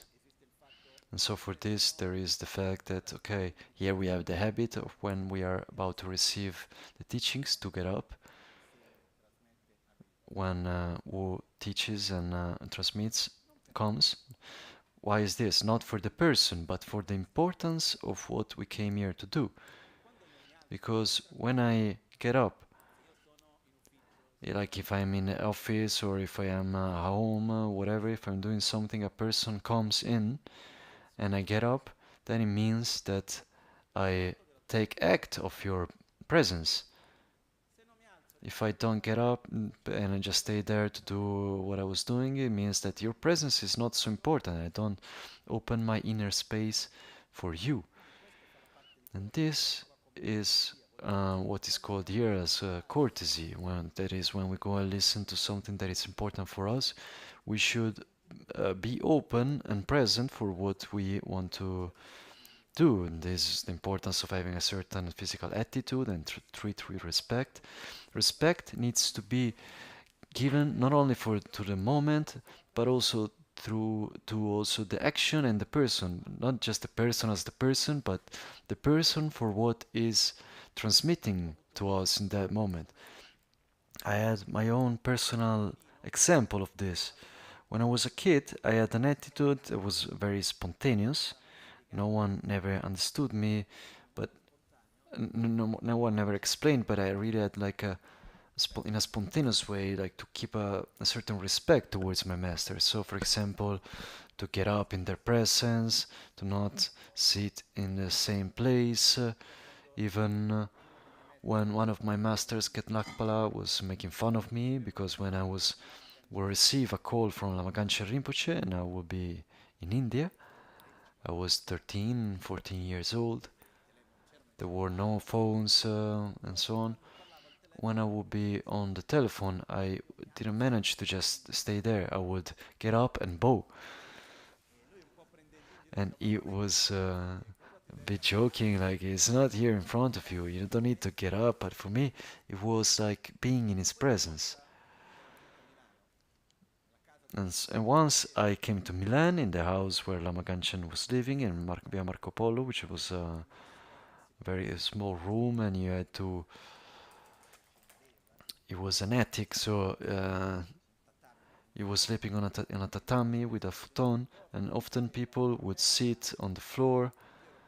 I was very young, and one day I get there. The people was full of people. The room was full of people. He was sitting on the bed with people around, and I sit outside of the door because the room was already full. And he tells me, "No, no, come here, sit on the bed with me." And I say, "No, no, no, no, no, no, sit here." No, Rinpoche, it's not respectful. And there I put myself in the conflict. What is a greater conflict? Not to do what he tells me to do, or to sit there, not to do what he tells me to do. So I sat there in the corner of the bed, somehow also quite uneasy. And the day after something similar happens, sit here. Day after something like that happens, and I feel less uneasy. And the day after again, he told me, okay, there was even a room somewhere else, but I sat on the bed anyway. And what I realized is that the habit is created easily, but the real problem for me in that moment of which I realized, unfortunately, in that moment, and then I changed again the attitude and I went back to sitting on the ground, is that I saw that it started to move something inside of me that was very, very subtle, where somehow I was kind of taking for granted the presence. Because the fact of maintaining a certain type of respect in me has always cultivated an internal attitude of giving value. So if there is a moment and I treat with that moment with respect, so we come here to listen to the Dharma, we turn off the phones, we don't put them in airplane mode, we turn them off completely. We come here at the moment before, we try to focus, we give value to the moment that we are living, we treat it with respect. Inside of us, we are giving value to it.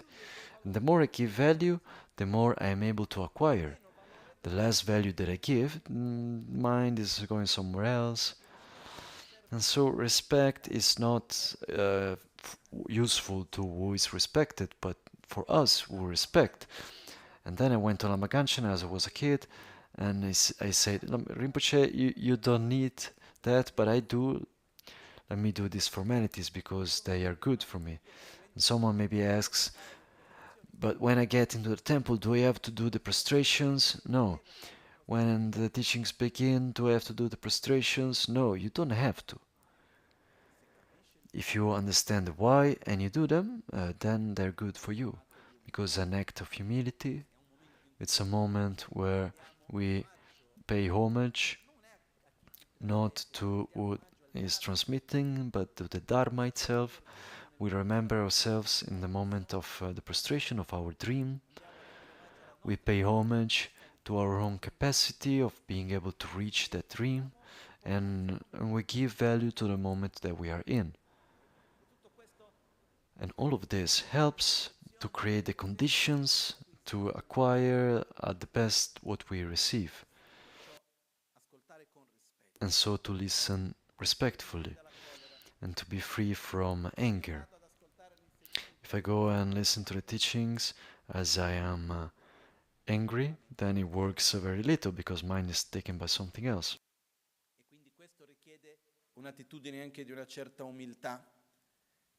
This requires an attitude of a certain humility because I develop such a joy to be there to listen to the Dharma teachings that then the other things have little importance. When I was a kid, for example, many times I went to listen to teachings in conditions that were quite difficult physically. Many times that sometimes I was there, maybe we were like was a room very crowded, like one sitting on top of the other. Somehow, other times I was in Tibet listening to teachings and it was extremely cold. But the joy takes away the importance of those other things. But if I start to give too much importance, okay, look, I came here, didn't find parking, cost me this and that, and I have this. and we create other internal conditions that generate aversion. Our mind is taken by that. And so, for that, the importance to come back to the joy of why we are here and to reconnect to our dream and to free ourselves from this state of aversion. Then we have fundamental to listen with the intention of putting into practice. So it's not to listen just because I want to learn something new, because I want to become the expert in that argument.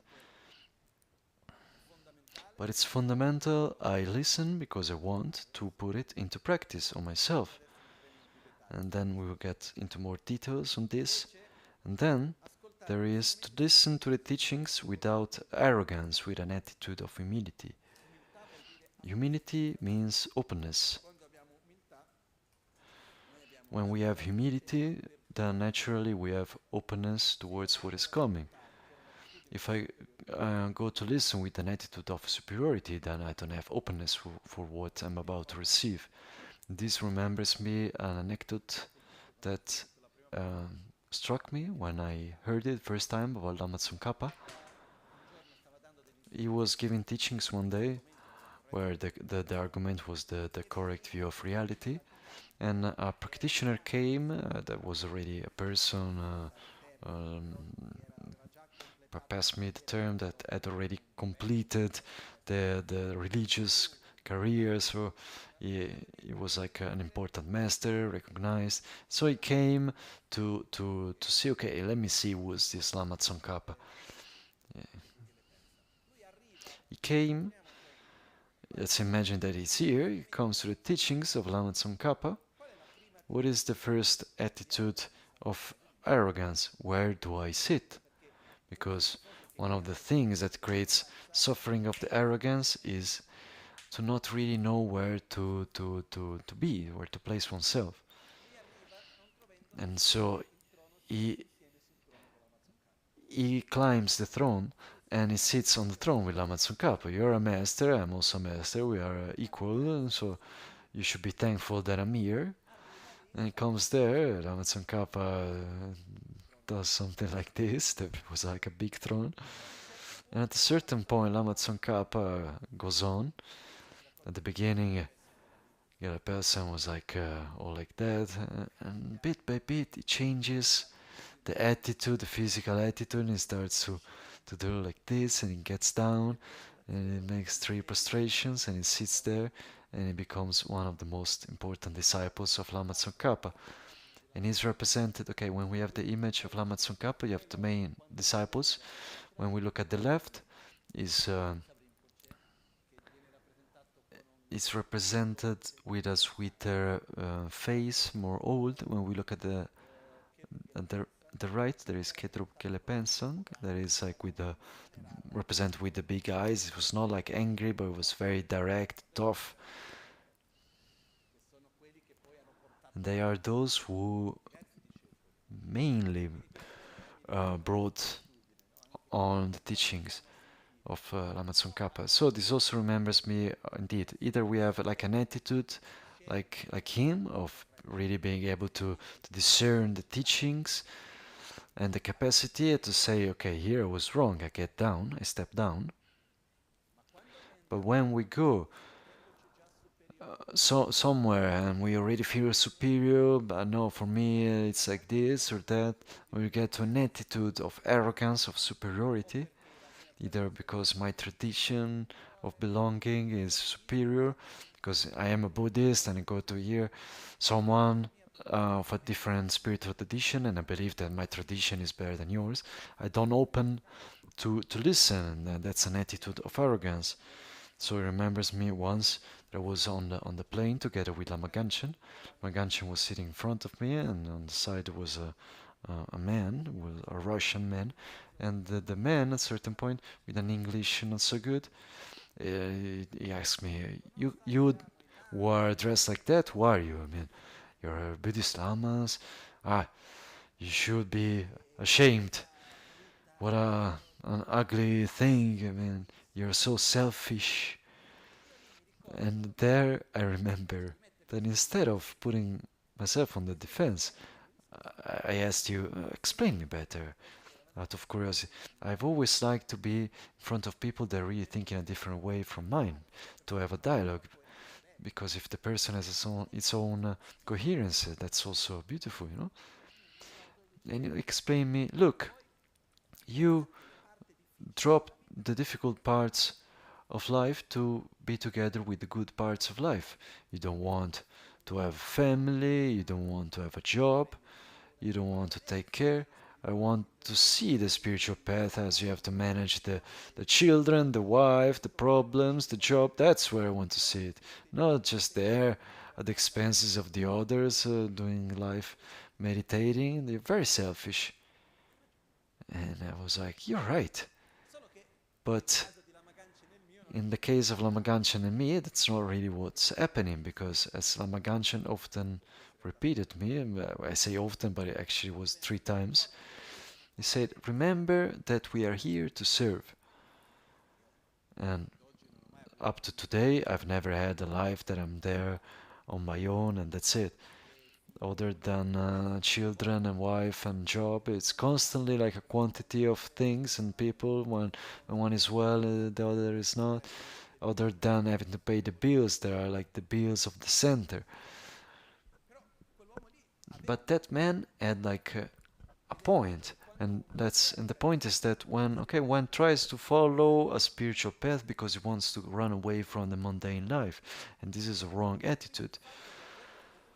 And so the fact of being able to listen to him with humility, it allowed me to open up my vision.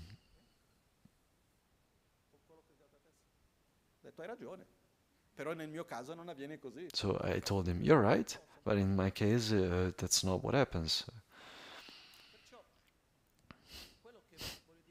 So what I want to say is that the attitude of humility is fundamental to be able to receive.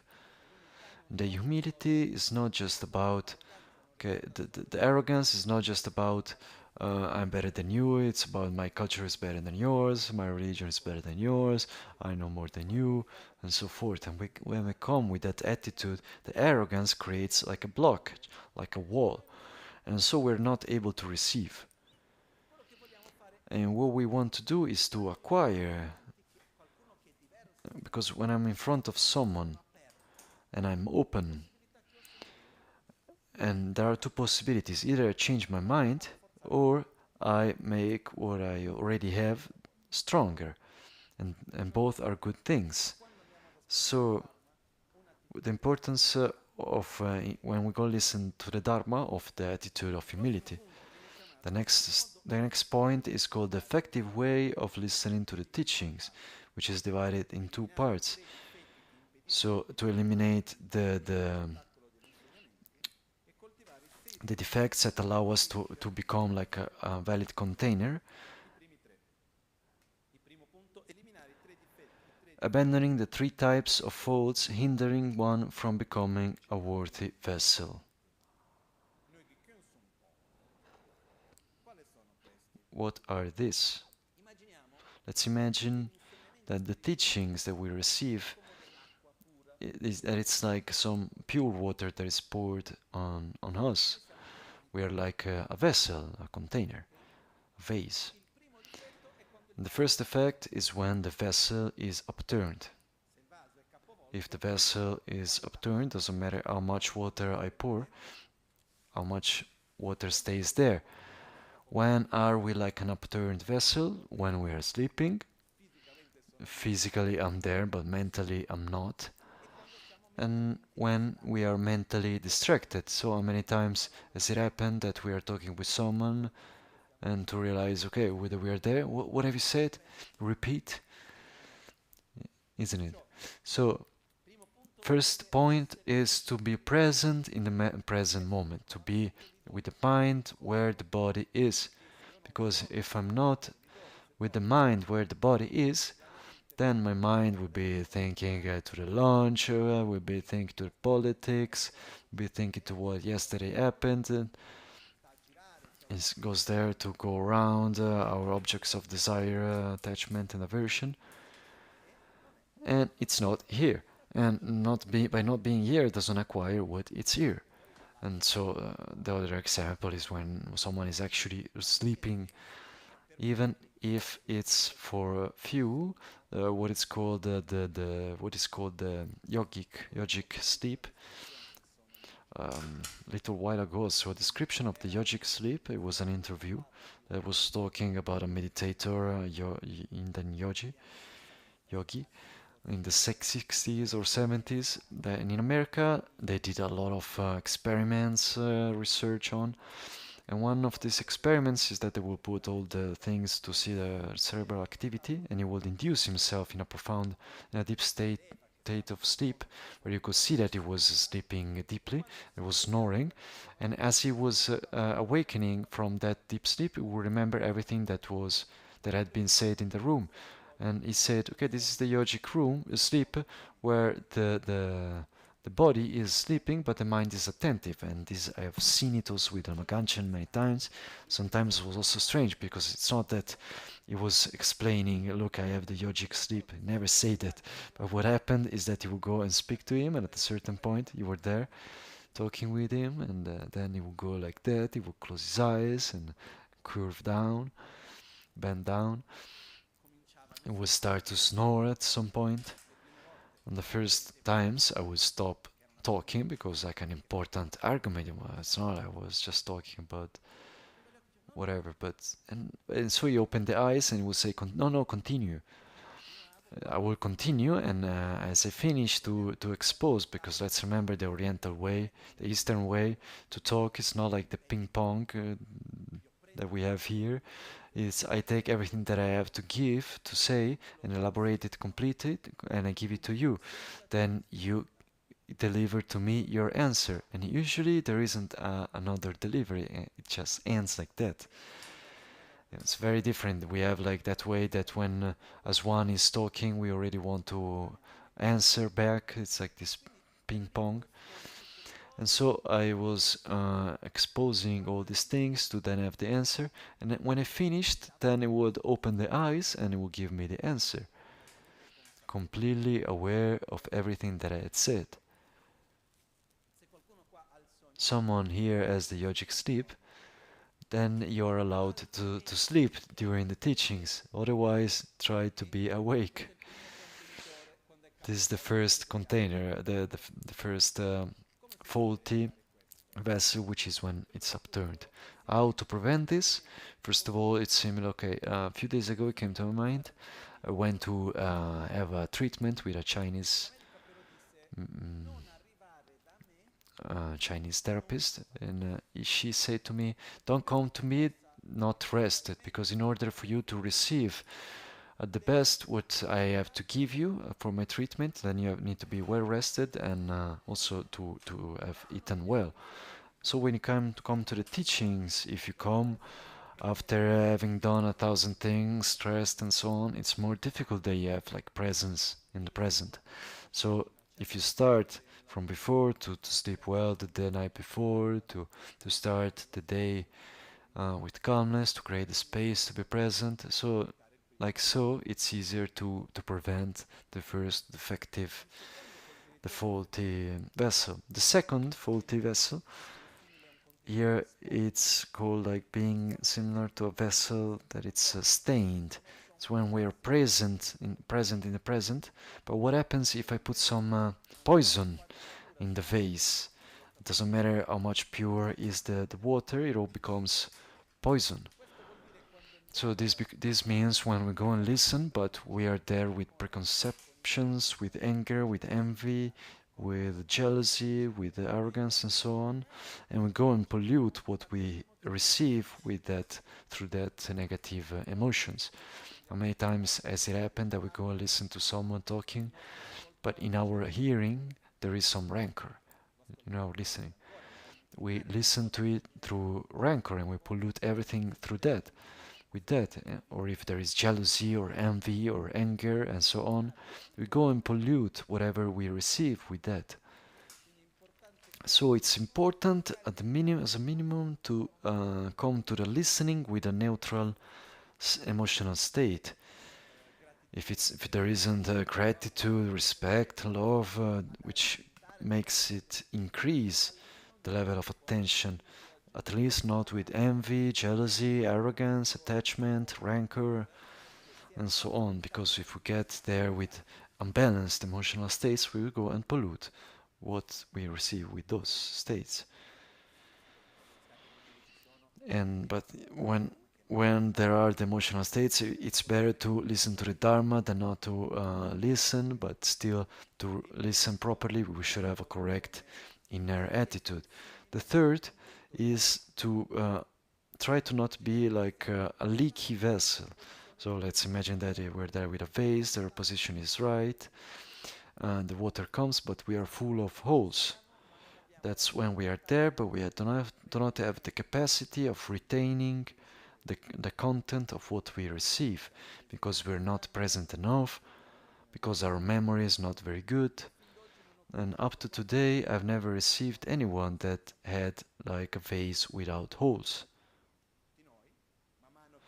Each one of us, as we receive, slowly, we leak. The smaller the holes, the better it is. How do we prevent this? Trying to have presence, trying to give importance to where we are and to bring awareness to the present moment, because probably hardly we will remember what we have not understood. Often I say that I don't remember the names, but the real reason for that is that I never pay attention to them as I hear them or read them. And so I understand this, I try to pay more importance, and so I will not remember something that I've not understood well. The more presence I have, the more I remember. Then we should take notes, make sort of resumes. The third container is not just about the current moment, but it's also about afterwards, like to make some actions that help us to retain inside of us that content. And so the best way to be able to maintain the water that we receive is to use it to then nourish the seeds inside of us, so to put into practice.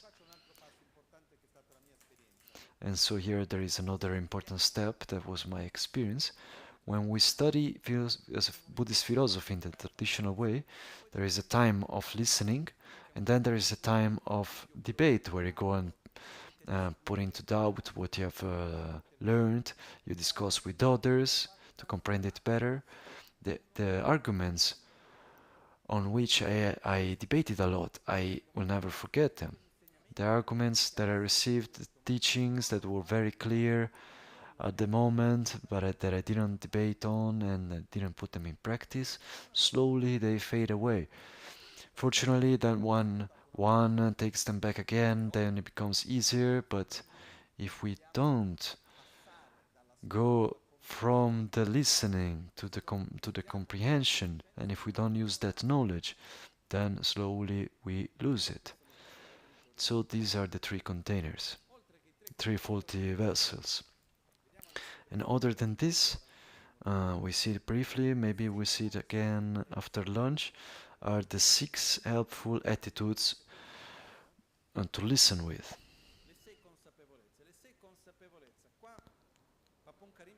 Here Pabonka Rinpoche describes them in a way that is slightly different from how I apply them, and so we'll explain both. And they are called to cultivate the 6 discernments that are favorable for the listening. First, to see yourself like a patient, like a sick patient. The second is to consider the Dharma like a medicine. The third is to recognize that who teaches the master is like the expert doctor. And the fourth, to recognize that to practice diligently the Dharma will also cure the illness. The fourth point is also described, is that it's by taking the medicine that you get better, that you will cure yourself. And the fifth and the sixth are described in a different way. The fifth is to believe that we can be cured, and the sixth is the awareness that the process of healing is gradual and not immediate. Here it says to recognize that the master is like a holy being, like the Tathagata and the Buddha, and the sixth, that the attitude that their Dharma should be preserved for a long time. So let's see the first point. Like if I go to a doctor, why do I go to a doctor? Maybe I like the doctor. He's a nice person. I don't know. Have you ever met like a beautiful doctor or doctress? But like, is it like a doctor that it's pleasant to be with? Yes, it has happened to me. At some point you say, okay, I go to the doctor. Why? Ah, it's so nice. But what do I want? I want to be in the presence of the doctor. Or maybe I really like the medical office. Maybe I like the environment, the people. This remembers me like a friend, like a disciple in Brazil, that she became a dentist because originally she really liked to go to the dentist, and so she wouldn't brush her teeth on a purpose to go often, in order to go often to the dentist. And these are strange cases.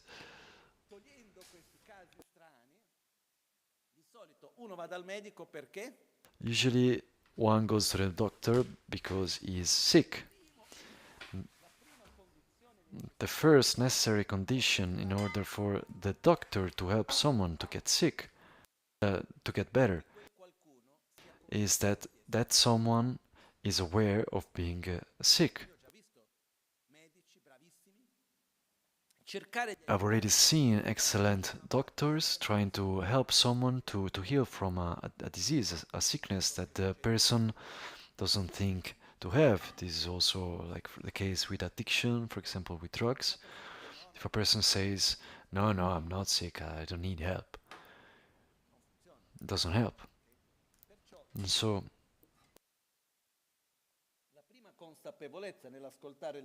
the first awareness in listening to the Dharma is to see oneself as a patient. It's like as if we will go to the Buddha and he's like a doctor and he asks, what are the symptoms? Ah, you know, I have a constant cycle of dissatisfaction that comes and goes, like an anxiety that is constant present. I have feelings of anger, rancor. I can't really find like a durable state of peace. I really want to be well, but I can't really manage. And Buddha says, you're sick. It's called obsession with self-gratification, caused by the virus of ignorance. Fortunately, there is a cure. What would happen if we go and listen to the Dharma and we not see ourselves as the patient? It's like the patient that goes to the doctor because he wants to learn the medicine. I don't want to heal myself, I want to learn medicine so that I can take a career or maybe help the others, but not because I think that I have to cure myself. We're not here to become experts in Buddhism. We are not here to make a religious career, nothing against the experts of Buddhism, but that is not the why we are here. That is not the context. That is not the why. We are here in order to grow internally and to face ourselves and to go beyond our own shadows in order to reach that dream that we have talked about before. So I need to listen to the teachings, seeing that that is good for me more than anything else, and to see myself as the patient, and to see also the teachings themselves as the medicine, and who gives the teachings as the doctor. Let's remember that there is no doctor or healer that can actually heal us. If we are sick and we give our process of healing in the hands of the doctor, we are screwed. Because what can the doctor or the healer do? He can apply the treatments, give us some medicine, give us some advice about our lifestyle, our conduct. But if we don't change the lifestyle, we don't stop doing the things that are not good for us, we don't take the medicine, can that person heal us? No. The doctor, the only thing that he can do, or she, is to interact with us in a way that can heal us. It's the body and the mind that heal themselves. I've never seen anyone, and I have met people with beautiful qualities, capacities to heal, both on the medical aspect, also in energetical aspects. I've seen also strange things and very common things, but I've never seen one person that had the capacity, by all means, on himself to heal the other. The capacity to interact, to create some conditions and to interact. It has the capacity to interact physically, mentally, energetically, to create the conditions so that the other can cure herself or himself, because it's our body, our mind that gets healed. And so the the job of a healer is to interact, to help that process. So when I go to a doctor, I don't put my process of healing in the hands of the doctor. I trust that doctor to guide me in the process that I need to take. What happens if I go to the doctor and I have a lot of trust in that doctor, I really like him or her, it's very nice and funny and I feel well when I'm there, and I recognize that I am sick? I have trust in the medicine. I say, this medicine is wonderful. And I receive the prescription, I buy the medicine, I put them on the altar, and every day I say, what a beautiful medicine I have, how lucky I am. Maybe it would have some placebo effect, but the process of healing happens by taking the medicine, by following the process of healing. And similarly, I have the awareness that I'm like the patient because I have my own shadows to face. I am in front of who transmits the Dharma, who is like the doctor, and I trust that in order to guide me correctly so that I can walk. The teachings that I receive are like the medicine that I need to put into practice. Otherwise, I will never get cured. These are the first four attitudes. Clear, right? The fifth is the attitude of saying, I can be cured. I have trust in the fact that I can be cured. Okay, I've come here, I trust you as a doctor, I trust the medicine, I am sick, I know that I have to take the medicine. Why? Because I've also trust in the fact that I can heal, I can be cured. And the sixth is that it's because also a chronic disease, I can't heal from one day to the other, so it's a gradual and long process. So when we listen to the Dharma, it needs to be an attitude that is about ourselves, and then also to be of service to the others. But in order to help the others to heal from a disease, I first need to heal myself. And so I have my conditionings that I want to change, I have my own shadows that I want to overcome. And so I see who transmits the Dharma to me, like as a doctor. I see the teachings.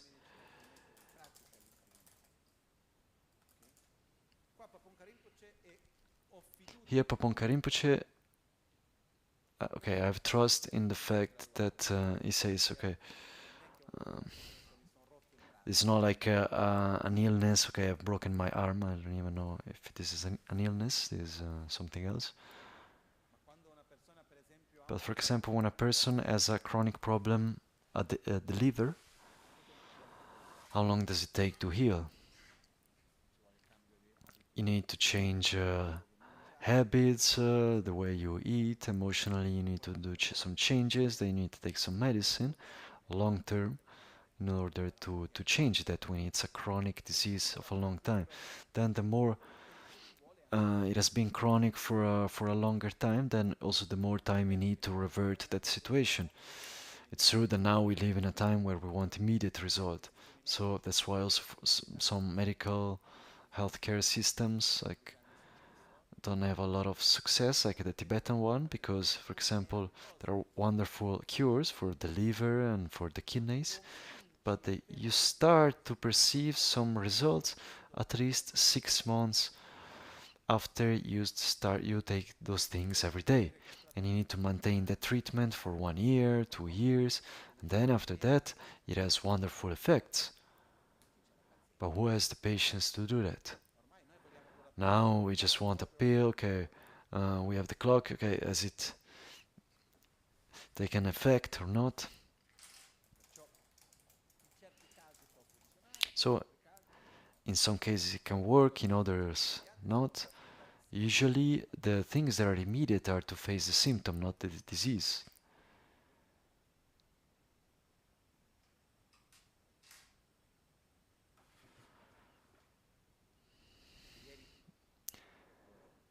Yesterday I read a children book, it was very nice. It was called The Whole or something like that. And like one of these books like with a lot of drawings, few words in every page, and there was like drawing of this kid, this child that realizes that she has like a hole inside of her, and this hole is where she feels fear, anxiety. She starts to feel that inner sensation of some void, and she starts to find ways to feel that hole. And there are some drawings of the phone, of the food, many external things to try to feel the whole. Thing that we try to do.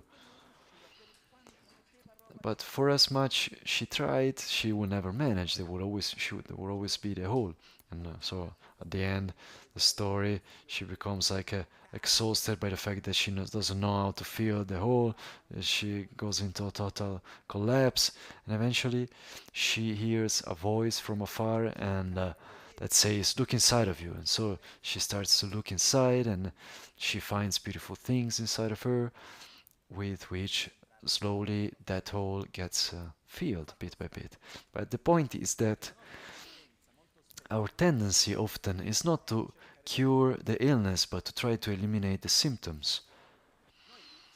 We try to eliminate the symptoms of the anger, of the envy, of the jealousy, the symptoms of the conflicts, the symptoms of the arrogance, that is the internal sensation of disconnection, anxiety, fear. We try to face the symptoms.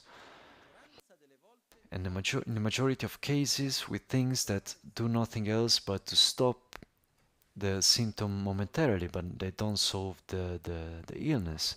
And so our attitude in listening to Dharma is not of wanting to stop the symptom, but to actually cure the illness.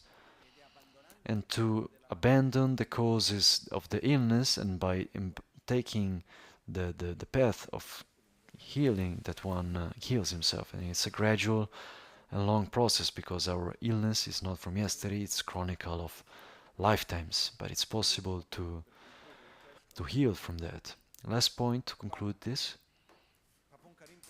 Here Pabonka Rinpoche defines the points.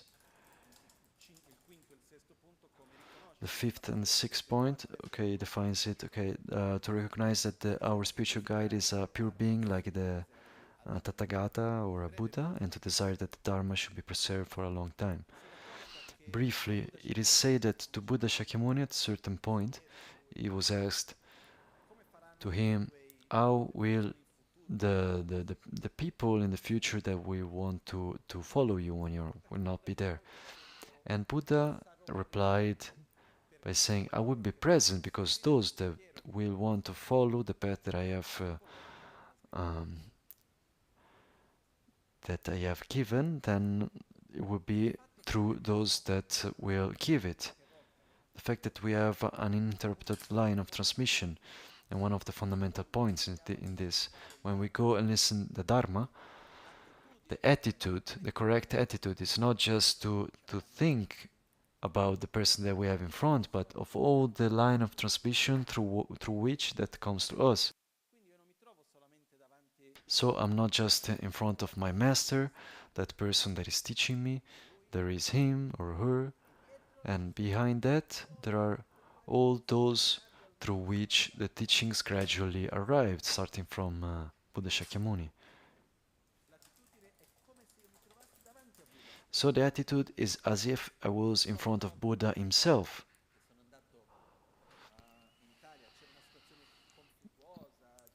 Once that I was in Italy, there was a conflictual situation in the environment, the context, broader context of the Buddhist society, the institution, and I had to make some clarity. I talked with some people, among which a Zen master.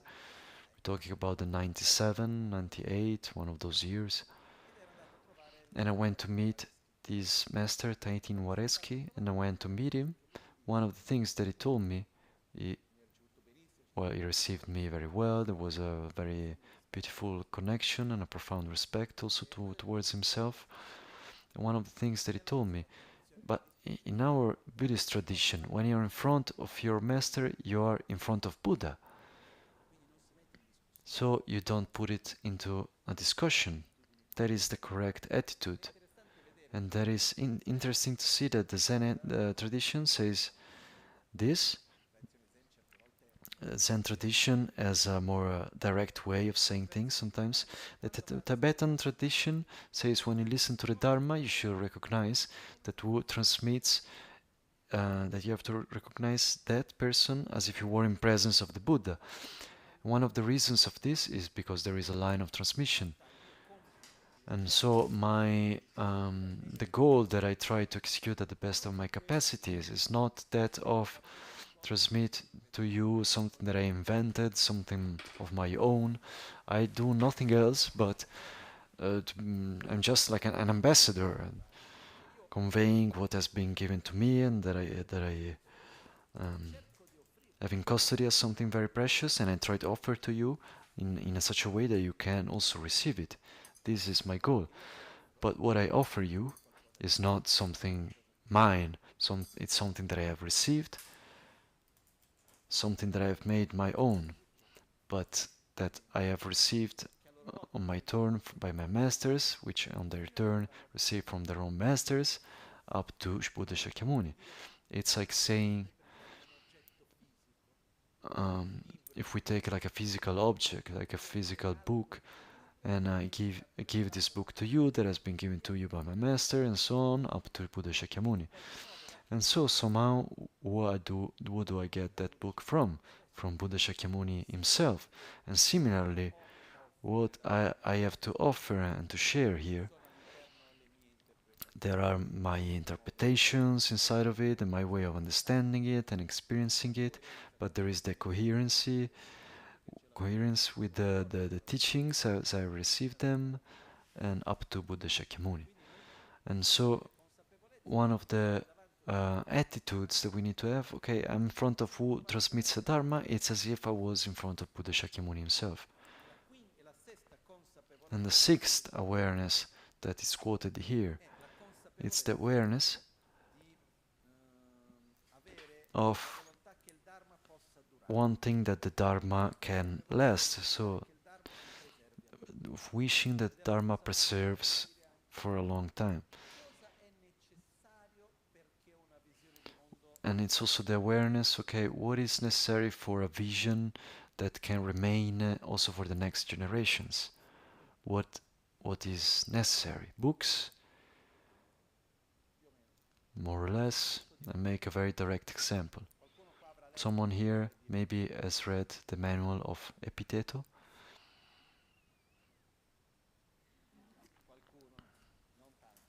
A few, not many. Wonderful text of Greek Stoics. Beautiful text. You can read Seneca. Beautiful. That text is really wonderful. When I've read it, I really connected deeply. Because why? Because I have my own lineage, a direct lineage of teachings to which that kind of resonates. But the difficulty that I have seen, for example, with the teachings, Stoic teachings that are beautiful in many aspects, is that I have had the perception, also asking around, is that a lineage that is alive is lacking. So it's different, like if I go to read a book from Seneca and I read it, something else is if I receive the explanation of those concepts of someone that has understood them and experienced them and puts them into practice, and there is a whole lineage of that up to Seneca himself, and that has a completely different power. And there is another interesting aspect. The more people put into practice a vision of the world, the easier it is for the others to apprehend, to receive that same vision. Here we could spend hours talking about this. So when I go and listen to some teachings of the Dharma, two of the attitudes that Pabonka Rinpoche here adds, okay, I listen to the teachings as if I was in the presence of Buddha, and even if I will not be able to put everything in practice right away, the fact that I know them and I guard them inside of me, it's one of the possibilities in order for these teachings to continue in time and can also reach others. One, because if I guard them, that knowledge inside of me, then I can share it with others. And two, because when I have a knowledge, and even more when I put it into practice, willing or not, I am creating conditions so that others can do the same. It's a bit what we've said yesterday, that when I change my culture, I'm changing the general culture. So when we listen to the Dharma, we try to maintain these attitudes. With this, we close this session, we make our dedications.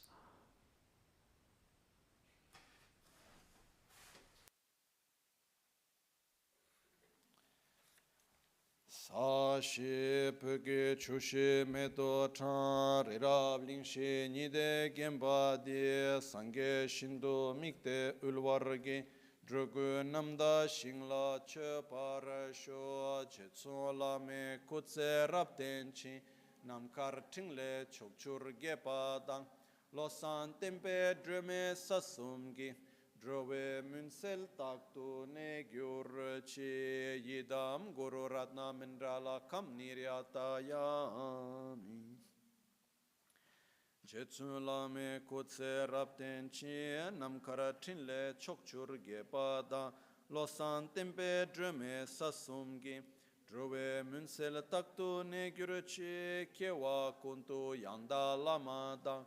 Drame cheke pela longche chin sada lamge yente rabzone dorje change kopa nyur tobe sho nimo dele tsendele nime kuyan delek shin ninsen taktu delek pe kuncho sumki jin kuncho sumki ngodrubutsol kuncho sumki trashi sho.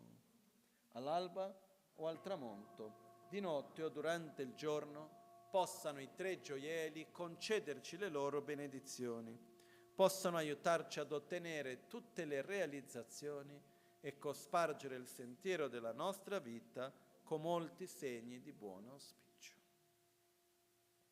At dawn or dusk, at night or midday, may the three jewels grant us their blessings.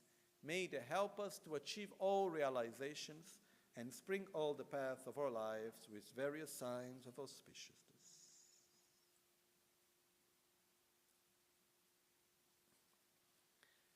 Visto che oggi Since today one of the points that we will see after is that the correct way of listening that we have started to see, there is some advice about also some modes on the formal level. There are two different modes when there are the teachings. One is that at the end one can go and say hi, greet who gave the teachings, and the other is that who gave the teachings first gets out and the others follow slowly. So here today is the birthday of my mother, and now we'll go to her. So we now recite the prayer of Lama Tsong Khapa. We all get up, I get out, and then slowly. It is said that when the teachings end, one shouldn't exit in a hurry, because it's like, okay, when you're like in a place that you really like and you feel well, you don't want to go away right away. And so to go away calmly for the importance and beauty of that moment.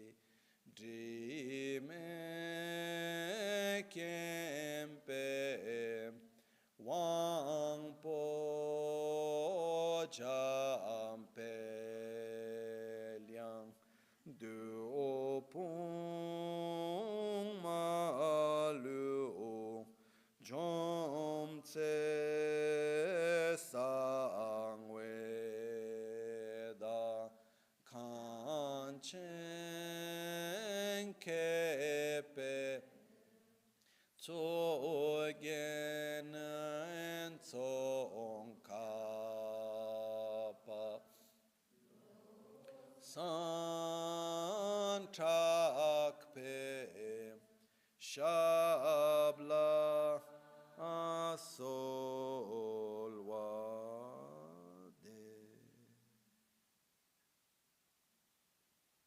Buon appetito a tutti. Poi oggi alla fine della sessione At the end of the final session today, also we can make it so that whoever wants to greet can come.